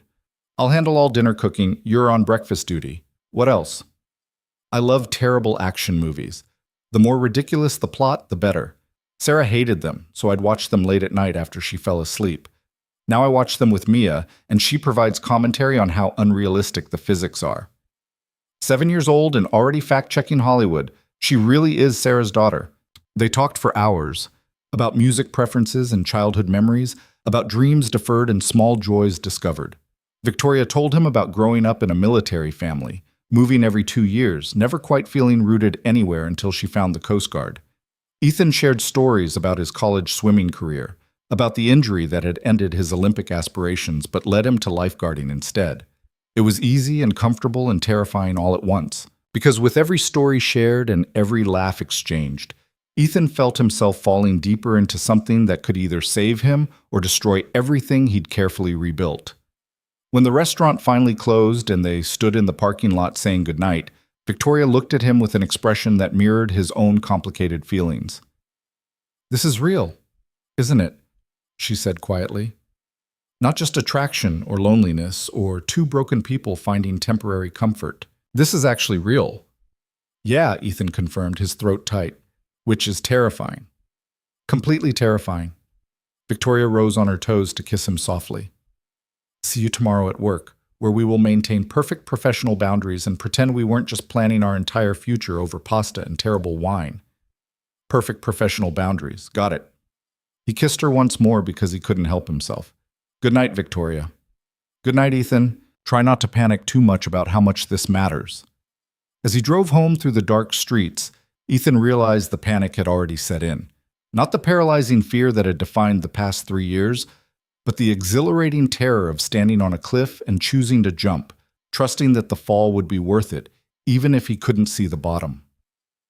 For the first time since Sarah's death, he was truly living instead of just surviving. And whatever came next, scrutiny, complications, the messy reality of blending lives, he was ready to face it with someone who understood that some risks were worth taking. The meeting between Victoria and Mia happened 2 weeks later, on a Saturday afternoon that Ethan had been dreading and anticipating in equal measure. He'd cleaned the house 3 times, changed his shirt twice, and nearly canceled 4 separate times before Victoria's car pulled into the driveway at exactly 2 o'clock. Mia stood at the living room window, watching with the intensity of a general surveying approaching troops. She'd insisted on wearing her favorite dress, the yellow one with sunflowers that Sarah had bought her for her 6th birthday, and had spent an hour that morning preparing questions she deemed appropriate for interviewing Dad's potential girlfriend. "She's here," Mia announced, her voice carrying none of the nervousness Ethan felt. "She drives a blue car. That's a sensible choice." "You can tell someone's character by their car color?" Ethan asked, trying to keep his tone light despite the anxiety churning his stomach. "Mrs. Chen says practical choices reveal practical minds. Blue is practical." Mia turned from the window, her expression serious. "I'm ready. Are you ready?" "Honestly, I'm terrified." "Good. That means you care about this working out." Mia took his hand with a maturity beyond her years. "Mom told me that being scared of important things is normal." "It's being scared of everything that's the problem. So you're doing okay, Dad." Before Ethan could respond to that devastating wisdom, the doorbell rang. He opened it to find Victoria standing on the porch holding a small bakery box and looking nearly as nervous as he felt. She'd dressed casually, jeans and a soft blue shirt, but her posture radiated the same tension he saw before difficult rescues. "Hi," she said. "I brought cookies. The bakery on Main Street said these were their best." "Cookies are good," Ethan replied, stepping aside to let her in. "Mia loves anything with chocolate chips." Victoria entered the living room and immediately spotted Mia standing by the couch with the poise of someone conducting a formal inspection. For a long moment, they simply studied each other, the 7-year-old girl who'd lost her mother and the woman who might become part of their lives, sizing up whether this impossible situation could possibly work. Then Mia spoke with characteristic directness. "You're taller than I expected. Dad said you were tough, but I thought you'd be scary looking. You're actually kind of pretty." Victoria blinked, clearly surprised by the assessment. Thank you, I think. It's a compliment. I don't give fake compliments. Mrs. Chen says honesty is more respectful than politeness. Mia gestured to the couch. You can sit down. Dad says we should have conversations instead of interviews, but I have questions, so it's kind of both. Ethan watched Victoria navigate the situation with visible effort to maintain composure. She sat on the couch, setting the bakery box on the coffee table, and folded her hands in her lap like a student called to the principal's office. I'm ready for questions, Victoria said steadily. Mia settled into the armchair across from her, looking impossibly small in the oversized furniture, but radiating authority nonetheless. Why do you like my dad? The bluntness of it made Ethan wince, but Victoria didn't flinch. Because he's kind without being weak, she answered carefully. He cares about people deeply, but he doesn't let that caring make him reckless. He's one of the most competent people I've ever worked with, but he doesn't show off or need recognition. And when he talks about you, his whole face changes, like you're the best thing that ever happened to him. Mia absorbed this with a small nod. Okay, that's a good answer. Next question. Do you want kids of your own? Because if you do, you need to know I'm not being replaced. Mia, Ethan started, but Victoria held up a hand. That's a fair question, she said, her eyes never leaving Mia's face. I've never wanted children of my own. I'm not particularly maternal, and I like my life focused on my career and the ocean. But that doesn't mean I can't care about someone else's child. You're not a replacement or a substitute for anything. You're your own complete person, and if you let me be part of your life, I'd respect that. So you wouldn't try to be my new mom? Never. You already had a mom, and from everything your dad's told me, she was extraordinary. I could never replace her, and I wouldn't try. Victoria's voice softened. But I could be someone who cares about you and your dad, someone who shows up when you need support, someone who's honest with you even when it's uncomfortable. If that's something you'd want. Mia considered this for a long moment, her young face cycling through thoughts too complex for her age. Do you make my dad happy? Really happy, not just less sad. I hope so. He makes me happy, really happy, not just distracted from my own problems. And I think we could make each other even happier if we keep trying. Victoria glanced at Ethan briefly before returning her focus to Mia. But that only works if you're comfortable with it. Your dad loves you more than anything in the world. If you're not okay with me being around, then we'll figure out something else. That's not fair, Mia said with sudden fierceness. You're making me responsible for Dad's happiness. That's too much pressure for a kid. The observation stunned both adults into silence. Ethan had never considered that his constant deference to Mia's feelings might itself be a burden. But here was his daughter, calling them out with the same brutal honesty Sarah would have deployed. Victoria recovered first. You're absolutely right. That wasn't fair of me to say. Your comfort matters, but you shouldn't feel responsible for adult decisions. So let me rephrase. I care about your dad, and I'd like to spend time with both of you if you're willing to give me a chance. But if you're not comfortable with that, it's okay to say so. You won't be the reason we don't work out. Sometimes things just don't fit, and that's nobody's fault. Mia's expression softened fractionally. Can I think about it? I need to see how you are with my dad when you think I'm not paying attention. Mrs. Chen says people's real character shows when they forget to perform. That's very wise, Victoria agreed. Take all the time you need. Okay, can we have cookies now? I did my job and I'm hungry. The tension broke like a wave on rocks. Ethan retrieved plates from the kitchen while Victoria opened the bakery box, revealing an assortment of cookies that made Mia's eyes widen with undisguised delight. They spent the next hour in surprisingly easy conversation. Victoria answering Mia's questions about ocean rescue techniques, Mia demonstrating her sand dollar collection. All three of them finding a rhythm that felt less forced than Ethan had feared. When Victoria prepared to leave, Mia walked her to the door with formal politeness. Thank you for the cookies and for being honest with me, Mia said. I'll let you know my decision after I've observed you more. That seems fair, Victoria replied, crouching down to Mia's eye level. Thank you for giving me a chance to pass your inspection. It means a lot. You haven't passed yet, but you haven't failed either. Mia offered her hand for a businesslike handshake. I'll be watching. After Victoria left, Ethan found Mia in her room arranging her stuffed animals with unusual focus. So, he ventured carefully, What do you think? I think she's nervous around me, which is good. It means she cares about my opinion. Mia positioned a worn teddy bear with precise attention. I also think she really likes you. She looked at you the way you used to look at Mom, like you were the most important person in the room. Is that okay? That she looks at me like that? I don't know yet. I need more data. Mia glanced up, her expression softening. But I don't hate it. She didn't try to fake being my friend or pretend she knew what I needed. I respect that. Over the following weeks, Victoria integrated into their lives with careful deliberation. She joined them for beach walks where Mia collected shells and asked endless questions about marine biology. She attended one of Mia's summer camp performances, sitting beside Ethan and applauding with genuine enthusiasm. She maintained perfect professional boundaries at work, never once letting personal feelings affect command decisions, which only increased the respect both of them earned from their colleagues. But the scrutiny they'd been warned about materialized in subtle and not-so-subtle ways. Johnson made pointed comments about favoritism during staff meetings. A few lifeguards requested transfers to other stations, citing uncomfortable command dynamics. The ethics committee scheduled monthly check-ins to ensure their relationship wasn't compromising professional judgment. Through it all, Victoria and Ethan navigated the complications with exhausting vigilance. They never touched at work, never discussed personal matters during station hours, never gave anyone ammunition to claim their relationship affected their jobs. It was exhausting and necessary, and slowly wearing them both down. The breaking point came 6 weeks into their official relationship, during a routine rescue that became anything but.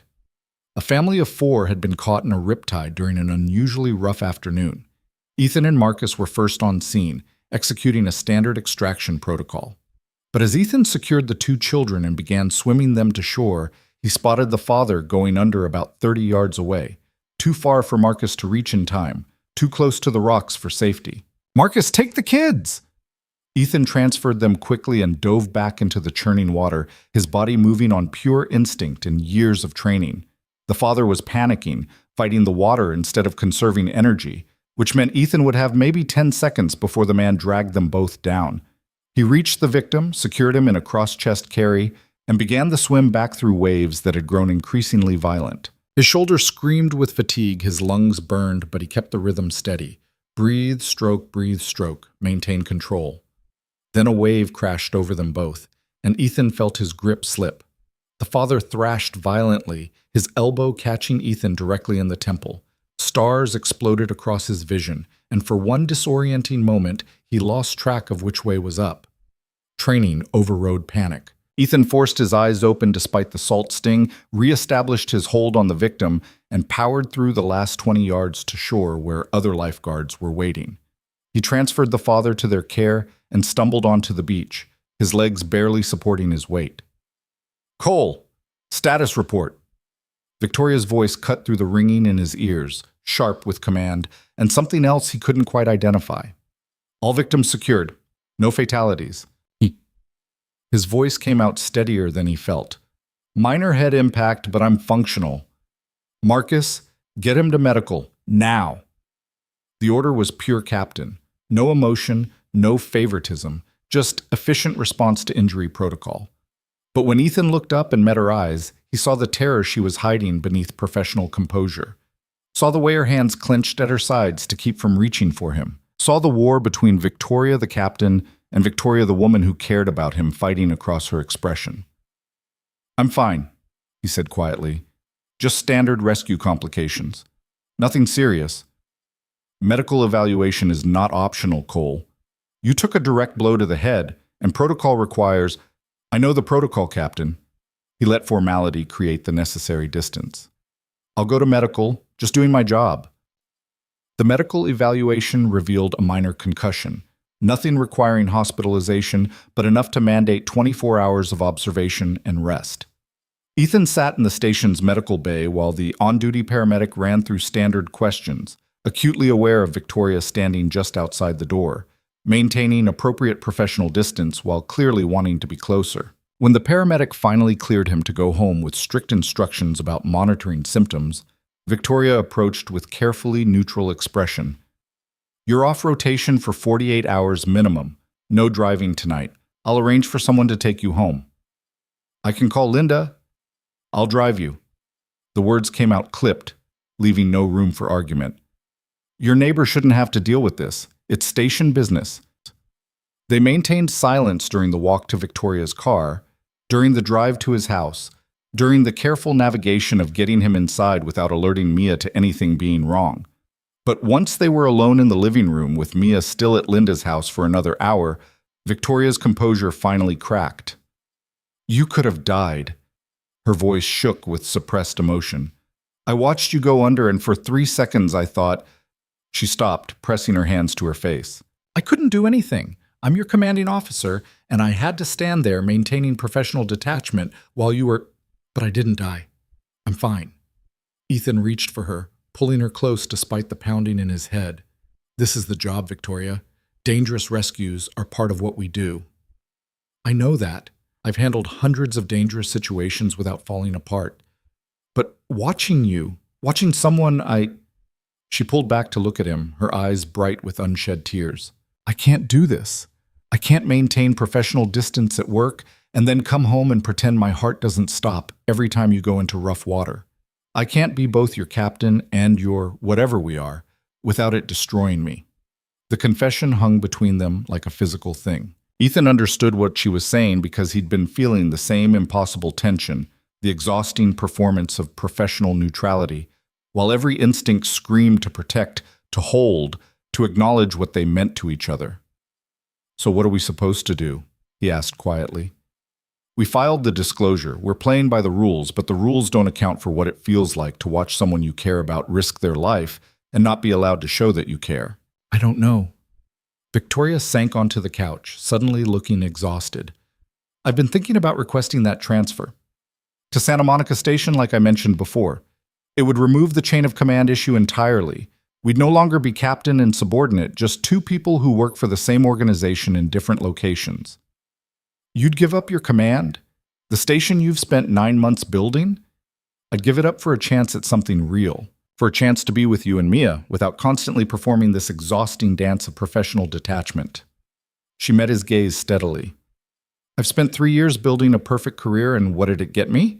Professional respect and complete isolation. If I have to choose between being Captain Hayes and being Victoria, the woman who gets to care about you publicly instead of hiding it, I choose Victoria. Ethan sat beside her, his head still pounding, but his thoughts crystallizing with sudden clarity. When would you transfer? There's an opening at Santa Monica in 6 weeks. Captain Rodriguez is retiring. If I put in for it now, I'd have a strong chance at the position. She took his hand carefully, mindful of his injury. But I need to know this is what you want too, that you're willing to build something real if I remove the obstacle keeping us from trying properly. I want this. I want you. The words came out certain, stripped of the hesitation that had defined him for so long. I want Mia to have someone who shows up for her, who's honest with her, who doesn't try to replace her mother but creates something new. I want to stop performing safety and start actually living. And I want to do all of that with you if you're willing to take the risk. Victoria kissed him softly, carefully, mindful of his concussion, but unable to maintain distance any longer. Then I'll submit the transfer request Monday. We do this right. I move stations, we remove the conflict of interest, and we build something real without the constant surveillance. They sat together in the quiet living room, holding hands and breathing in sync, until the sound of the front door announced Mia's return with Linda. Victoria stood immediately, creating appropriate distance, but something had shifted in both their expressions. Hope replacing fear, possibility replacing hesitation. Mia burst into the room and stopped short, her gaze moving between them with uncomfortable perception. What happened? Dad, your face looks wrong. Minor concussion from a rescue, Ethan explained, forcing a reassuring smile. Nothing serious. Captain Hayes was kind enough to drive me home. Is that what we're calling it now? Being kind enough? Mia's expression suggested she saw right through the performance. You both look like something important happened. Victoria crouched down to Mia's level, her expression open and honest. Your dad got hurt doing his job.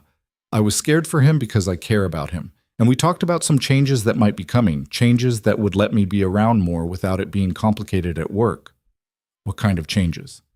I might transfer to a different lifeguard station, which means I wouldn't be your dad's boss anymore, and we could spend time together without worrying about professional rules. Mia processed this information with visible concentration. Would you still see us if you worked somewhere else? I'd want to see you more, actually, if that's okay with you. Victoria's voice held careful hope. Right now, I have to maintain distance at work, which means I miss out on a lot. If I transfer, I could actually be part of your lives properly. Come to your school events, have dinner together, teach you how to surf if you're interested. I am interested. Dad won't teach me because he thinks I'm too young, but I'm definitely not. Mia's expression brightened. So if you transfer, you'd be like, what exactly? Dad's girlfriend officially? If your dad wants that, yes, officially his girlfriend. Someone who's around more often and doesn't have to pretend she doesn't care. Victoria glanced at Ethan, but only if you're comfortable with it. Mia looked between them both, her young face serious with consideration. Then she nodded decisively. Okay, I've observed enough. You can be Dad's official girlfriend. You're good to him, you don't lie to me, and you brought really excellent cookies that one time. Those are my criteria, and you meet them. The pronouncement was so matter-of-fact that both adults struggled not to laugh with relief. Ethan pulled his daughter into a careful hug, mindful of his aching head. You're sure, Sweet Pea? This is a big change. I'm sure you're happier when she's around. And Mom said I should help you remember how to live, not just survive. I think Victoria helps with that. Mia pulled back to look at him seriously. Plus, she promised to teach me to surf, and I'm holding her to that. Deal, Victoria said, her voice thick with emotion. Surfing lessons as soon as your dad says you're ready. The next 6 weeks passed in a strange limbo of anticipation and preparation. Victoria submitted her transfer request and was approved within 2 weeks. Captain Rodriguez's retirement had created an urgent need that her stellar record filled perfectly. She gave her notice at their current station with professional grace, and the announcement generated mixed reactions ranging from respect to thinly veiled relief. Johnson actually shook her hand. No hard feelings, Captain. You ran a tight ship, even if the personal complications made things awkward. Rodriguez's station is lucky to get you. Thank you, Johnson. You're a good lifeguard. Try to give the next captain the same respect you eventually showed me. Rivera pulled her aside with tears in her eyes. You're leaving because of the relationship stuff, aren't you? Because people made it too hard to do both. I'm leaving because I choose Victoria over Captain Hayes, she replied honestly. And that's not a sacrifice.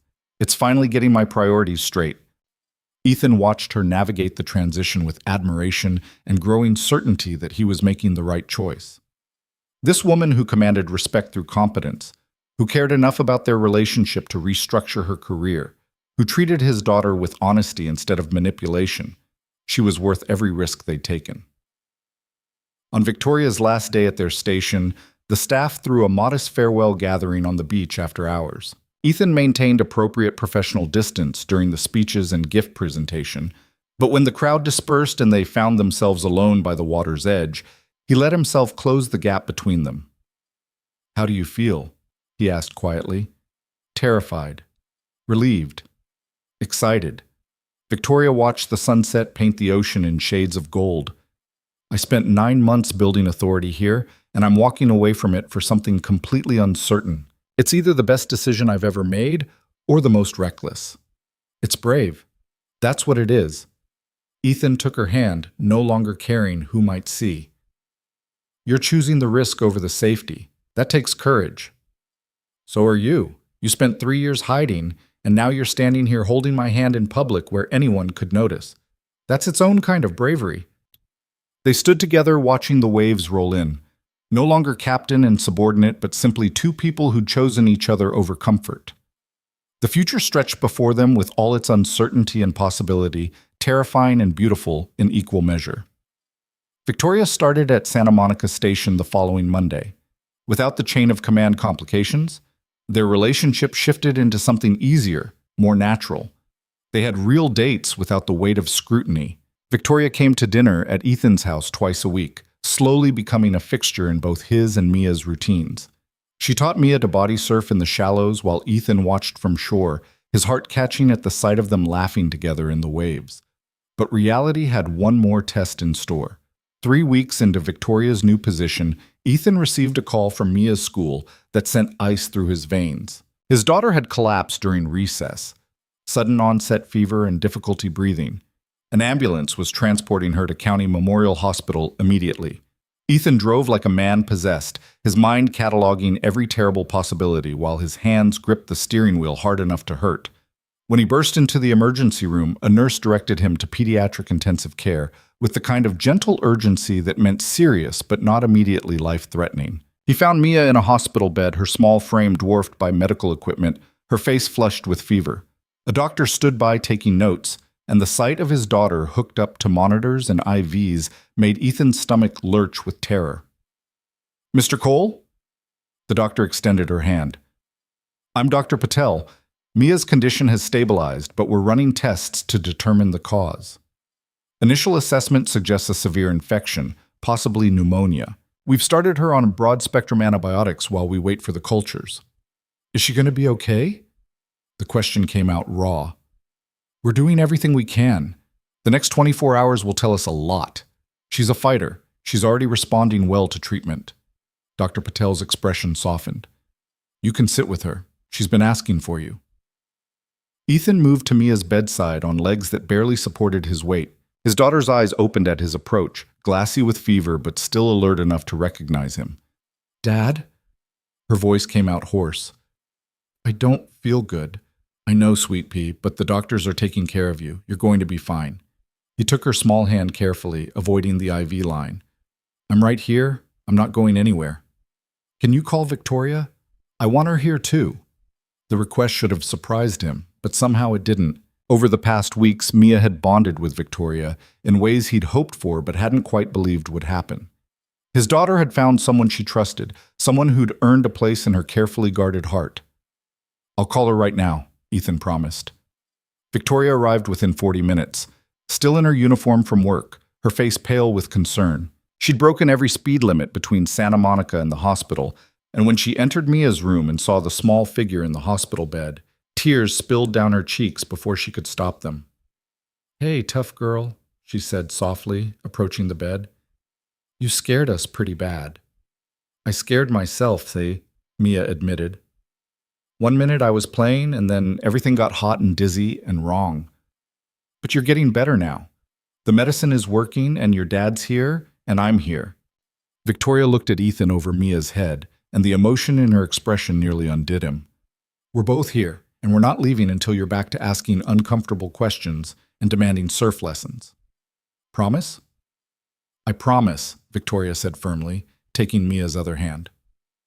They stayed through the night, taking turns keeping vigil while Mia slept fitfully between fever spikes and medication rounds. Ethan watched Victoria stroke his daughter's hair with gentle hands, watched her read stories in a soft voice when Mia woke confused and scared, watched her maintain steady calm even though her own fear was written clearly across her face.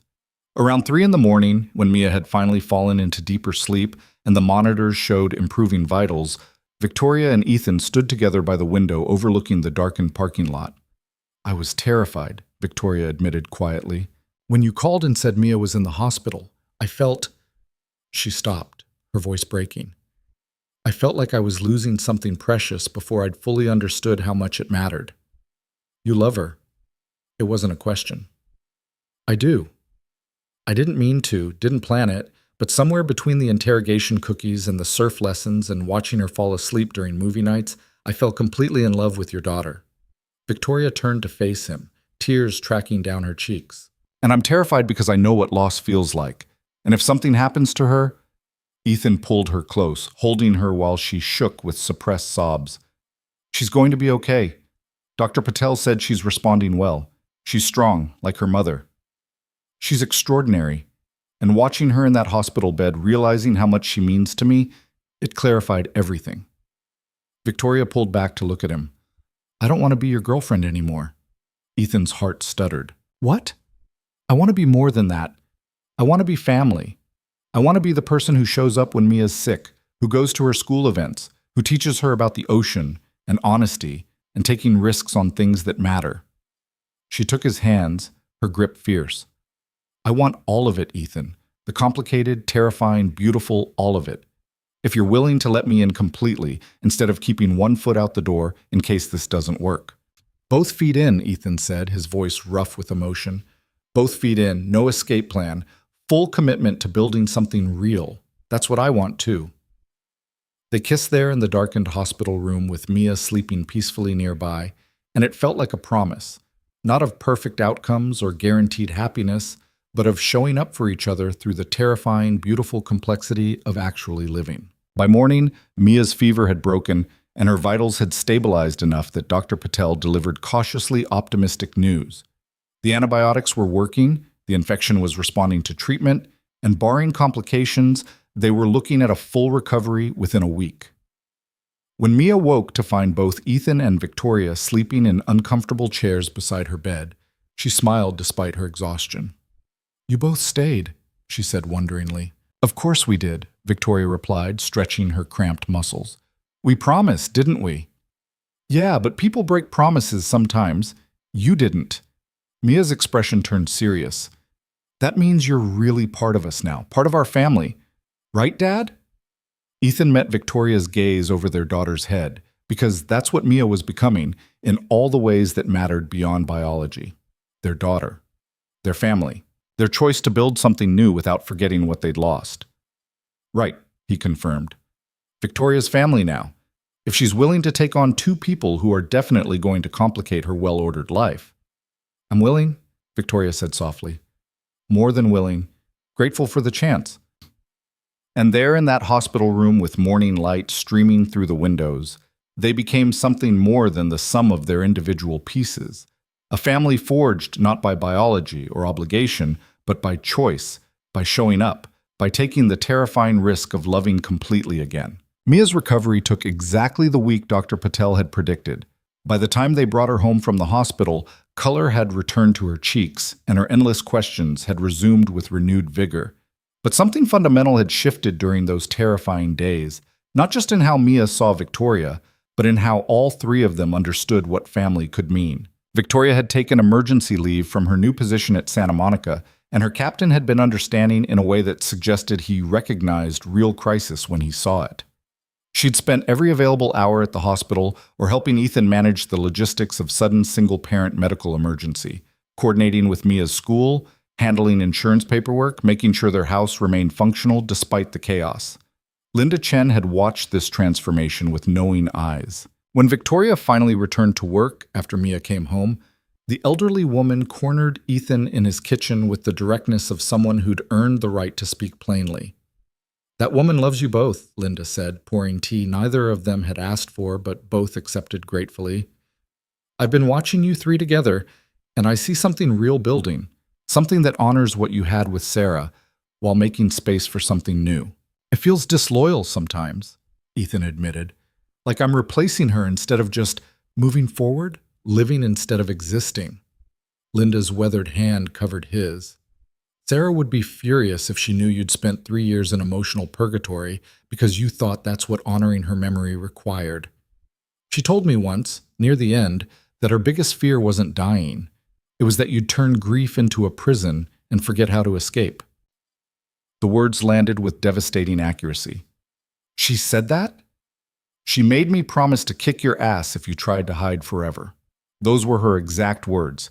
"Kick his ass, Linda, because he'll try to noble himself into loneliness, and that's not what I want for him or Mia." Linda's eyes glistened with unshed tears. "So consider this your official ass-kicking. Victoria's good for you, good for Mia. And if you let fear ruin this because you think suffering is somehow more loyal than happiness, then Sarah really will haunt you." Ethan found himself laughing despite the tightness in his chest. "She absolutely would haunt me. She had strong opinions about wasted potential." "Then don't waste this. Don't waste Victoria's willingness to show up, Mia's openness to building something new, or your own capacity for love just because loving again feels scary." Linda stood, collecting the teacups with brisk efficiency. "Now I'm going home because, unlike you young people, I need actual sleep. But think about what I said." That evening, after Mia was asleep and the house had settled into quiet, Ethan found himself standing in the bedroom he'd shared with Sarah, looking at the photographs that still lined the dresser. Her smile beamed out from frozen moments, their wedding day, Mia's birth, family vacations when everything had seemed certain and permanent. I'm not trying to replace you, he said quietly to the images, but I think I'm finally ready to stop drowning, and I hope that's okay. The photographs didn't answer, but somehow the silence felt less heavy than it had in years, like permission granted, or maybe just the acknowledgement that holding on and moving forward weren't mutually exclusive choices. The following Saturday, Victoria arrived at their house with a picnic basket and an announcement that they were spending the day at the beach, not the familiar stretch where Ethan worked, but a smaller, more secluded cove about 20 minutes north. Mia bounced with excitement at the prospect of adventure, and they loaded into Victoria's car with the easy familiarity of people who'd stopped questioning whether they belonged together. The cove was perfect, protected from wind, with tide pools full of marine life and gentle waves, ideal for the surf lessons Victoria had promised. They spread blankets on the sand and spent the morning teaching Mia the basics of reading waves, of timing, of trusting the ocean instead of fighting it. You're thinking too much, Victoria instructed as Mia stood knee-deep in the shallows, clutching a small foam board with determined concentration. Feel the water's rhythm. Let it tell you when to move instead of trying to force the timing. But what if I mess up? What if I fall? Then you fall. Water's soft, and we're right here. Victoria gestured to where Ethan stood ready to intervene if needed. The ocean doesn't punish mistakes, Mia. It just keeps giving you chances to try again. That's the whole point. You can't fail as long as you keep trying. Mia absorbed this with the seriousness she brought to all important lessons. Then she positioned herself, waited for the right wave, and paddled furiously as the swell lifted her. For 3 glorious seconds, she rode the small wave toward shore, her face lit with pure triumph before the board wobbled and dumped her gently into the shallows. She surfaced laughing, salt water streaming from her hair. I did it! Did you see? I actually did it! You were amazing! Ethan scooped her up, his heart full with a joy so sharp it was almost painful. Absolute natural. Your mom would be so proud. The mention of Sarah didn't dim Mia's smile. Instead, she looked thoughtful. I think she'd like that Victoria's teaching me. Mom always said the ocean was important, that understanding it made you braver. Victoria understands the ocean better than anyone. Your mom was very smart, Victoria said, her voice thick with emotion she didn't bother hiding. And she'd be proud of you for being brave enough to try new things, even when they're scary. They spent another hour in the water before hunger drove them back to the picnic basket. Victoria had packed an elaborate spread, sandwiches and fruit and cookies that Mia declared almost as good as the bakery ones from their first meeting. They ate in comfortable silence, broken by Mia's chatter about everything she'd learned, about how she wanted to try bigger waves next time, about whether they could do this every weekend. After lunch, Mia wandered off to explore tide pools with strict instructions not to go far, leaving Ethan and Victoria alone on the blanket with the sound of waves providing gentle background rhythm.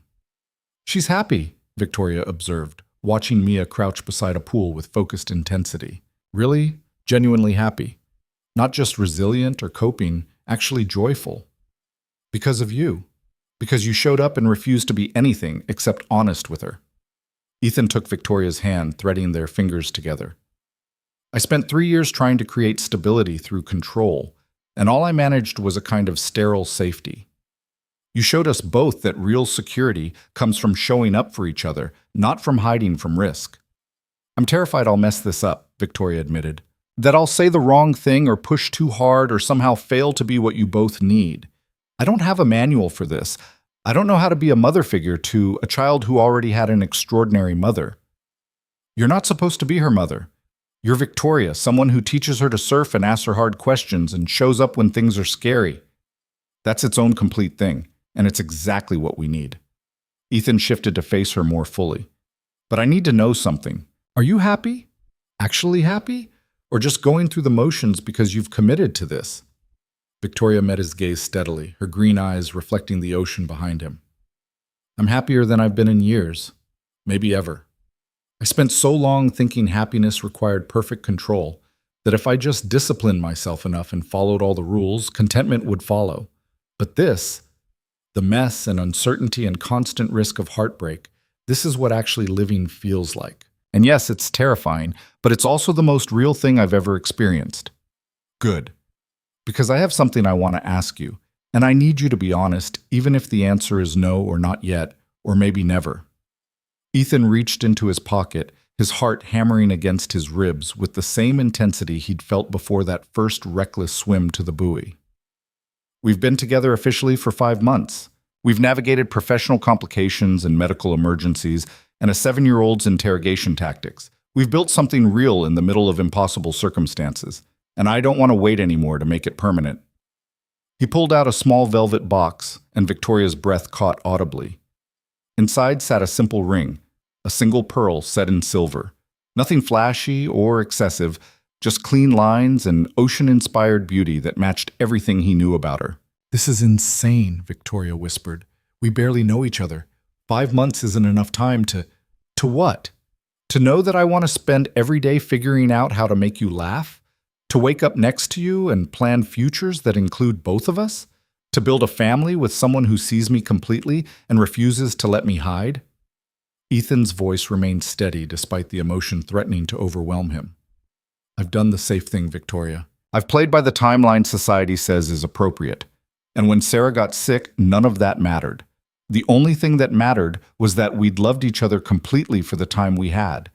I don't want to waste time being cautious about something this important. What about Mia? Does she know you're doing this?" "I asked her permission last week. She said, and I quote, 'Obviously you should marry Victoria. She makes you less sad, and she promised to teach me advanced surf techniques. Those are basically the only requirements that matter.'" Ethan smiled at the memory. "So I have her blessing. The question is whether I have yours."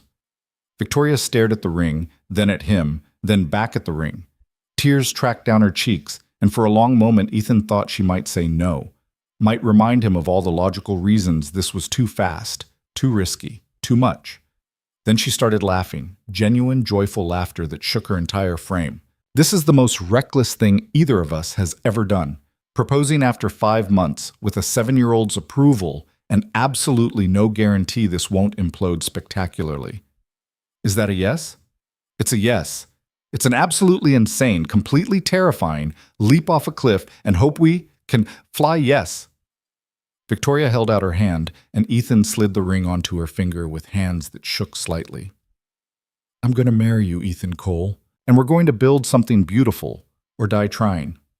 They kissed there on the beach with the sun warming their skin and the ocean providing its eternal rhythm, and when they finally broke apart, they found Mia standing a few feet away with an expression of smug satisfaction. "I knew it," she announced. "I knew you were going to ask her. You had your nervous face on all morning." "How long have you been standing there?" Ethan asked. "Long enough to hear Victoria say yes, which is good, because I was going to be really disappointed if she said no after I already started planning what to wear to the wedding." Mia approached Victoria with formal seriousness. "So does this mean I can call you something besides Victoria? Because calling my future stepmom by her first name feels weird."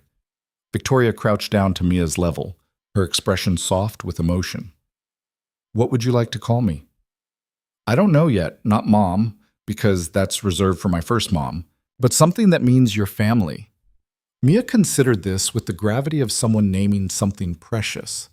"Maybe V, like a nickname, but also like the initial of your name, and also kind of like victory, because Dad says loving again after loss is its own kind of victory."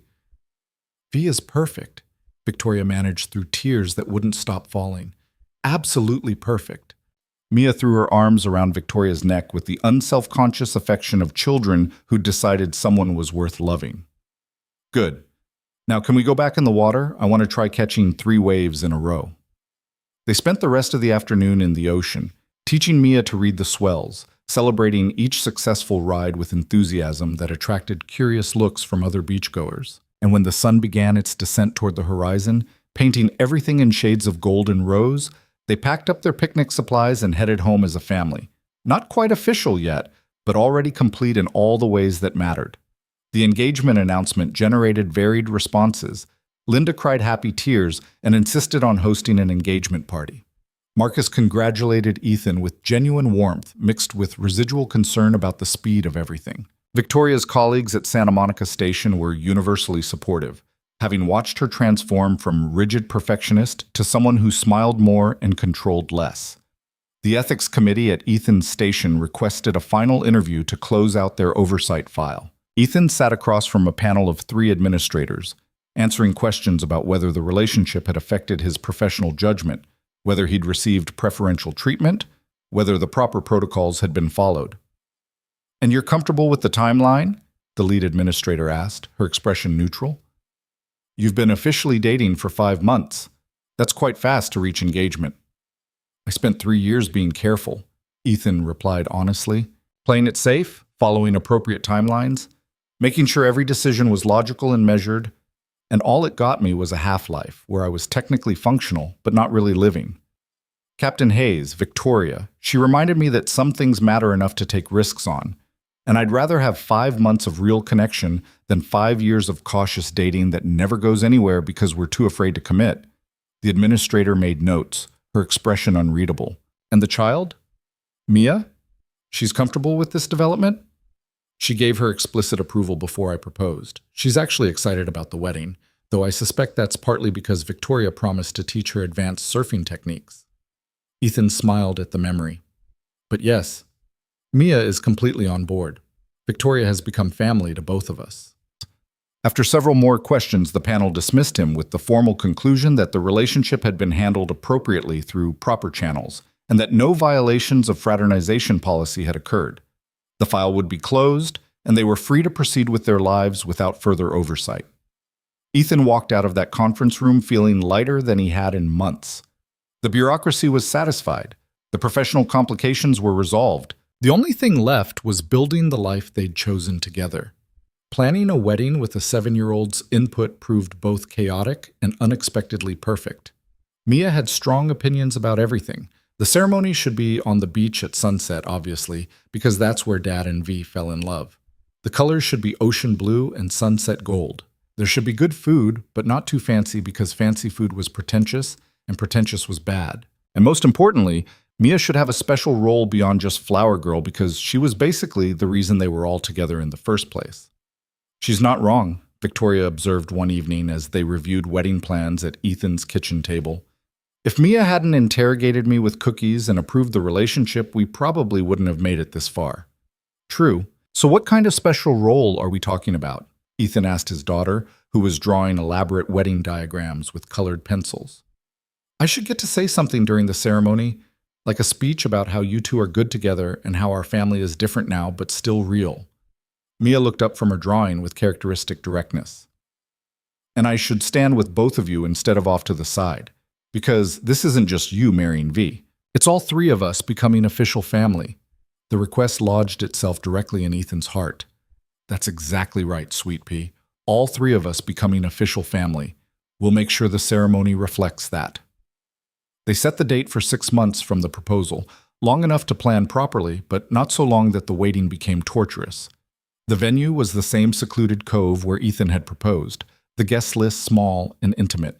Linda would be there, of course, along with Marcus and Rivera and a few other colleagues who'd supported them through the complications.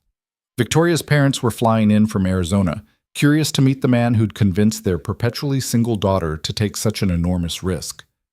As the wedding day approached, Ethan found himself standing once again in the bedroom he'd shared with Sarah, looking at her photographs with emotions too complex to name. "I'm getting married tomorrow," he said quietly to her frozen smile. "To someone who challenges me and sees through my defenses and makes Mia laugh in ways I'd forgotten were possible. And I think you'd approve. I think you'd like her fierce honesty and her refusal to accept half measures. I think you'd appreciate that she's not trying to replace you, but creating something new alongside your memory." He touched the photograph from their wedding day, both of them impossibly young, full of certainty about futures they'd never get to live. "I loved you completely. I still do. But I'm also learning to love Victoria completely, and somehow both things are true simultaneously.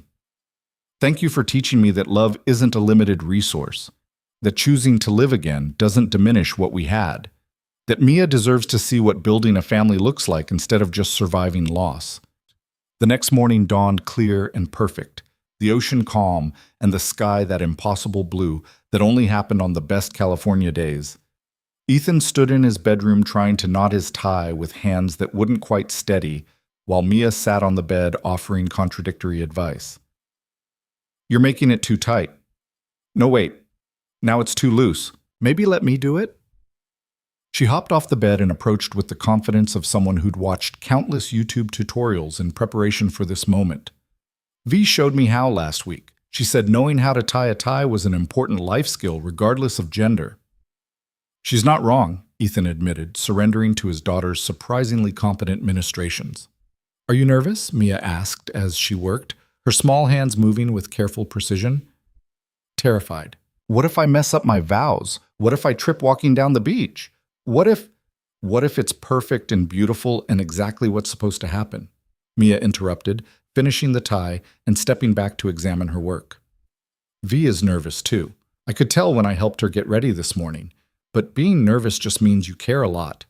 That's what Mom used to say." "When did you get so wise?" "I've always been wise. You just started noticing recently." Mia grinned, then her expression turned serious. "Dad, thank you for letting V into our lives, for being brave enough to love someone new even though it was scary. I think Mom would be really proud of you." Ethan pulled his daughter into a careful hug, trying not to wrinkle either of their outfits. "I think she'd be proud of both of us.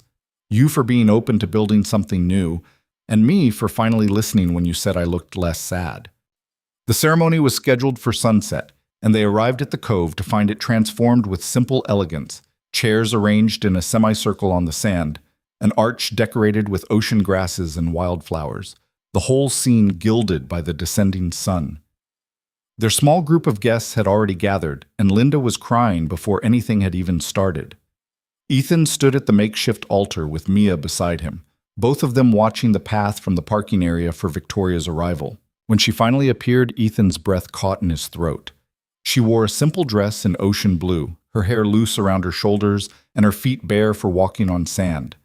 She looked nothing like a rigid commanding officer, and everything like the woman who'd challenged him to stop drowning, who'd taken ridiculous risks on an impossible relationship, who'd shown up for his daughter in a hospital room and promised to stay. She walked toward them without traditional ceremony, just Victoria approaching the two people who'd become her family.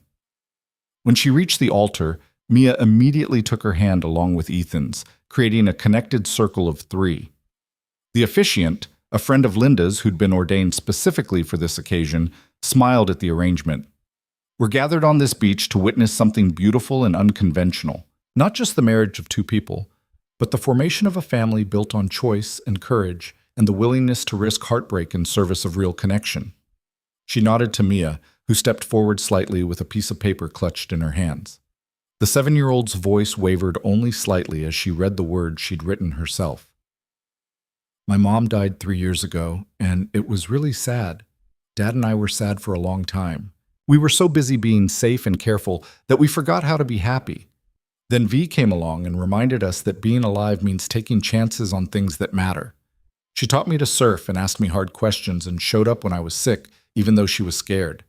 She makes Dad laugh in a way he hadn't laughed since Mom died. And I think that's what love is supposed to do, make people more themselves instead of less. So I'm really glad Dad and V found each other, and I'm really glad I get to be part of this family." The end. There wasn't a dry eye in the gathering by the time Mia finished. She returned to her position between Ethan and Victoria, and the officiant continued with the traditional elements, readings about commitment and partnership, brief words about the journey that had brought them to this moment.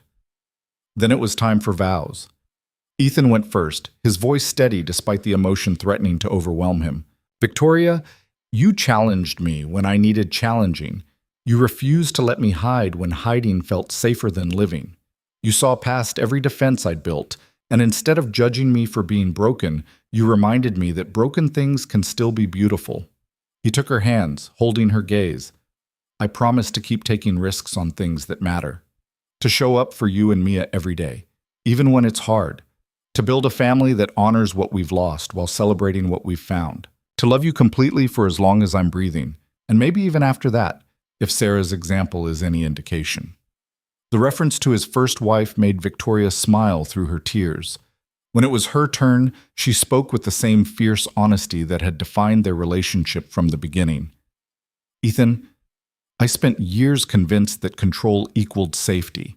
that if I just disciplined myself perfectly and followed every rule, I could prevent loss. You showed me that real safety comes from showing up for each other, not from hiding behind walls. You trusted me with your grief and your daughter and your carefully guarded heart. She squeezed his hands. I promise to keep seeing you, the real you beneath the responsible father persona, to challenge you when you're settling for safety instead of reaching for possibility, to love Mia with the honesty and intensity she deserves, to build this weird, beautiful, unconventional family with you and figure out the complications as we go. I promise to keep choosing the risk over the comfort, forever. The officiant smiled. By the power vested in me by the state of California and this gathering of people who love you, I now pronounce you married. You may kiss your bride, but first, she gestured to Mia. First, I think our youngest family member has something to add. Mia reached into her pocket and pulled out 2 simple braided bracelets made from ocean grass and colored thread. I made these. One for Dad, one for V. They're kind of like wedding rings, but also kind of like friendship bracelets. Because you're married now, but you're also friends, and I wanted something that represented both. She tied one around Ethan's wrist and one around Victoria's with careful concentration. There. Now you're officially, completely, totally family. All of us together? All of us together, Ethan repeated, pulling both Mia and Victoria into a hug that felt like coming home. The kiss that followed was witnessed by the ocean and the sunset and the small gathering of people who'd supported them through impossible complications. And when they finally broke apart, the 3 of them stood together facing the water. A family forged not by biology or obligation, but by the courageous choice to love completely, despite every reason to play it safe. The reception was simple. A bonfire on the beach, food that Linda and several other guests had prepared, music from a portable speaker, and the kind of easy celebration that happens when people gather to witness something genuine. Mia ran wild with the freedom of children released from formal behavior requirements, her laughter carrying across the sand. Victoria and Ethan danced in the firelight, holding each other with the certainty of people who'd chosen wisely. As the evening wound down and guests began departing, Marcus pulled Ethan aside with an expression of grudging admiration. "I thought you were insane," he admitted. "Filing that disclosure, getting engaged so fast, restructuring your entire lives around this relationship. I was sure it would implode spectacularly." "And now?" Ethan asked. "Now I think maybe being a little insane is better than being completely safe and totally alone." Marcus glanced at where Victoria and Mia were building an elaborate sandcastle by flashlight. "You built something real, man. Against all the logical reasons why it shouldn't work, you made it work. That's worth respecting." "Thanks, Marcus. That actually means a lot." "Yeah, well, don't let it go to your head. You're still the guy who color codes his equipment inventory." But Marcus was smiling as he said it, and the handshake they exchanged felt like genuine friendship instead of just collegial courtesy. Later, after the last guests had departed and the bonfire had burned down to embers, the 3 of them sat together on a blanket watching the stars emerge over the dark ocean. Mia had fallen asleep between them, exhausted by excitement and the late hour. Victoria's head rested on Ethan's shoulder, her hand intertwined with his. "We did it," she said quietly. "We actually built this impossible thing." "We did. And I'm terrified about what comes next, merging households, navigating parenting decisions together, figuring out how to maintain 2 demanding careers while raising a kid. It's going to be complicated and messy and probably involve a lot of arguments about whose turn it is to do laundry." "Sounds perfect," Victoria said, and meant it. They sat in comfortable silence for a while, listening to the waves and Mia's peaceful breathing. Eventually, Ethan spoke again, his voice thoughtful. "You know what the greatest rescue of my life was? It wasn't any of the dramatic ocean saves or the complicated emergency situations. It was letting you rescue me from the safe life I'd built, from the drowning on dry land existence I'd convinced myself was noble." "You rescued yourself," Victoria countered. "I just reminded you that breathing was an option." "Then we rescued each other, and Mia rescued both of us by being brave enough to accept something new." Ethan looked down at his sleeping daughter, then at his new wife, and felt gratitude so profound it nearly stopped his heart. "I spent 3 years thinking safety was the goal, that protecting what I had left mattered more than reaching for anything new. But you taught me that real protection means teaching the people you love how to be brave, how to take risks on things that matter, how to live instead of just surviving. Victoria lifted her head to kiss him softly. And you taught me that control is an illusion, that the only real security comes from showing up for each other, not from preventing every possible loss. We're quite the pair. Quite the pair, Ethan agreed. 1 year later, on the anniversary of that beach wedding, Ethan found himself standing at the same offshore buoy where this entire impossible journey had begun. But this time, he wasn't racing Victoria in some reckless bet designed to test his character. This time, he was swimming out to the marker with deliberate purpose, carrying something waterproof in his gear. The morning sun painted the ocean in shades of gold as he reached the buoy and treaded water, breathing heavily from the swim but feeling more alive than he had in years. He pulled the waterproof container from his gear and opened it carefully, revealing the simple pearl ring inside. Not Victoria's wedding ring, but its twin, purchased at the same time for exactly this purpose. The ring gleamed in the sunlight, and Ethan held it up against the vast expanse of ocean and sky. This was where it had all started, with a challenge, a risk, a decision to stop playing it safe and see what happened when he chose possibility over comfort. He'd come back to this spot to mark the journey, to acknowledge how far they'd traveled from that night when Victoria had proposed a reckless race, and he'd said yes despite every logical reason to decline. To remember that the best decisions often looked insane from the outside, but felt right from within. From the shore, he could see two figures watching, Victoria and Mia, waiting for him to complete whatever private ritual had brought him back to this marker of beginnings. He raised his hand in acknowledgement, saw them wave back, and felt the profound rightness of the life they'd built together. Then he opened his hand and let the ring drop into the ocean, not as a loss but as an offering, a thank you to the water that had taught him to breathe again, to take risks, to choose life over safety. The ring disappeared into the depths, and Ethan turned back toward shore where his family waited. The swim back felt easier than the original race, powered by certainty instead of desperate hope.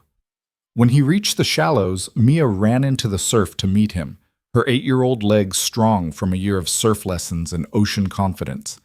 "Did you do it?" she asked breathlessly. "Did you leave the offering like you planned?" "I did. The ocean has it now." Ethan scooped her up despite her protests that she was too old to be carried. "And we have each other. Fair trade, I think." Victoria waited on the sand, watching them approach with an expression that still had the power to make his heart forget its rhythm. She'd changed from rigid commanding officer to someone who laughed more easily, who took spontaneous days off to build sandcastles, who'd learned that being slightly less disciplined made her infinitely happier. "Feel better?" she asked as he set Mia down and pulled Victoria close. "I feel complete. Like I finally made peace with all of it. The loss, the grief, the fear that loving again was somehow betraying what I had before." Ethan kissed her temple. "Sarah told me once that life was too short for half measures, that I should love completely or not at all. I finally understand what she meant." "She was very wise," Victoria said seriously. "I wish I could have met her. She would have liked you, probably would have terrified you with direct questions and uncomfortable observations, but she would have liked you." Ethan smiled at the thought of his two fierce women meeting, both of them seeing straight through defenses and demanding honesty. "And I think she'd be proud of what we've built, not as a replacement for what was lost, but as something new that honors the past while reaching for the future." Mia tugged on both their hands. "Are we done with this serious talking? Because I want to practice my cutbacks before the waves get too big." They spent the morning in the water, Victoria coaching Mia through increasingly complex maneuvers while Ethan watched from shore with his heart so full it was almost painful. This was what living looked like, not the careful safety he'd maintained for 3 years, but the messy, beautiful risk of showing up completely for the people who mattered. Later, as they packed up their beach gear and prepared to head home, Mia paused to look back at the ocean with unusual contemplation. "Dad, do you think Mom can see us, wherever she is?" The question landed with the weight of all the complicated grief and hope and new beginnings they'd navigated together. Ethan crouched down to his daughter's level, choosing his words carefully. "I think Mom lives in the lessons she taught us, in the way you ask hard questions and demand honest answers, in the courage to take risks on things that matter, in the reminder that love isn't a limited resource, that choosing to love V doesn't mean loving Mom any less. He touched Mia's cheek gently. So yes, in the ways that matter, I think she sees us, and I think she's proud of how brave we've been. Good, because I'm proud of us too. Mia hugged him quickly, then ran off to help Victoria load the car with the unself-conscious energy of children who'd been given permission to be happy. Ethan stood watching the ocean for one more moment, breathing in the salt air and feeling the sun warm his skin. The water stretched to the horizon, infinite and forgiving, always offering another wave to catch if you missed the first one, always giving you chances to try again. He thought about that reckless bet Victoria had proposed on a moonlit beach, a race to an offshore buoy that had changed the trajectory of his entire life. He thought about the choice he'd made to say yes despite every logical reason to decline. He thought about the journey from that moment to this one, from drowning on dry land to finally remembering how to breathe. And he thought about the future stretching before them, complicated and uncertain, and full of the beautiful, terrifying possibility that came from choosing to live completely instead of just surviving safely. Victoria appeared at his side, slipping her hand into his with the easy familiarity of partners who'd learned each other's rhythms. "Ready to go home?" she asked. Ethan looked at her, at the woman who'd challenged him to stop hiding, who'd shown up for his daughter in a hospital room, who'd risked her career for a chance at something real. He looked at Mia loading surfboards into the car with determination beyond her years. He looked at the ocean that had taught him everything important about risk and reward and the necessity of choosing possibility over comfort. "Yeah," he said, squeezing Victoria's hand. "I'm ready. Let's go home." They walked back to the car together, husband, wife, and daughter, three people who'd chosen each other against all the logical reasons why it shouldn't work. Three people who'd learned that the greatest rescue wasn't pulling someone from the water, but pulling them back into life. Three people who'd discovered that sometimes the most reckless decisions lead to the most beautiful destinations.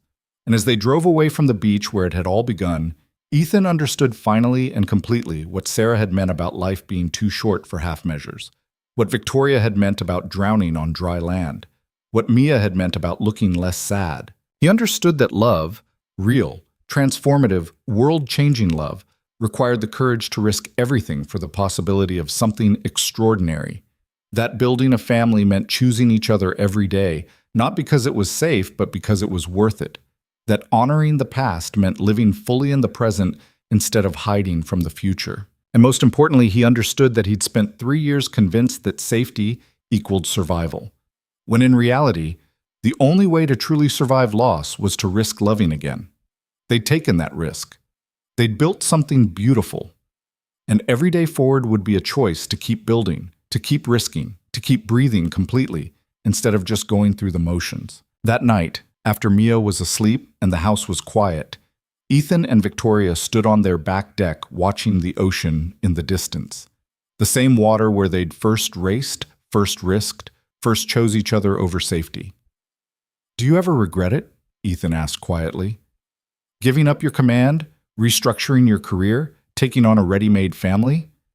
Victoria turned to face him fully, her eyes bright in the moonlight. "Never. Not once. Not even when it was hard or complicated or exhausting. Because this..." She gestured to encompass their home, their sleeping daughter, their impossible, beautiful life. "This is what I was searching for when I made that bet. Someone brave enough to choose living over hiding. Someone worth the risk." "I could say the same about you." Ethan pulled her close, breathing in the scent of salt and home. "Thank you for not letting me drown, for reminding me that some risks are worth taking. Thank you for saying yes, for showing up when it would have been easier to run, for building this with me."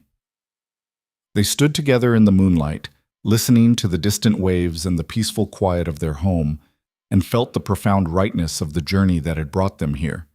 From that first reckless race to this moment of certain peace, every choice, every risk, every terrifying leap into the unknown had been worth it. Because they'd learned what Sarah had known all along, what Victoria had intuited beneath her rigid discipline, what Mia had understood with the clarity of children who saw truth more easily than adults.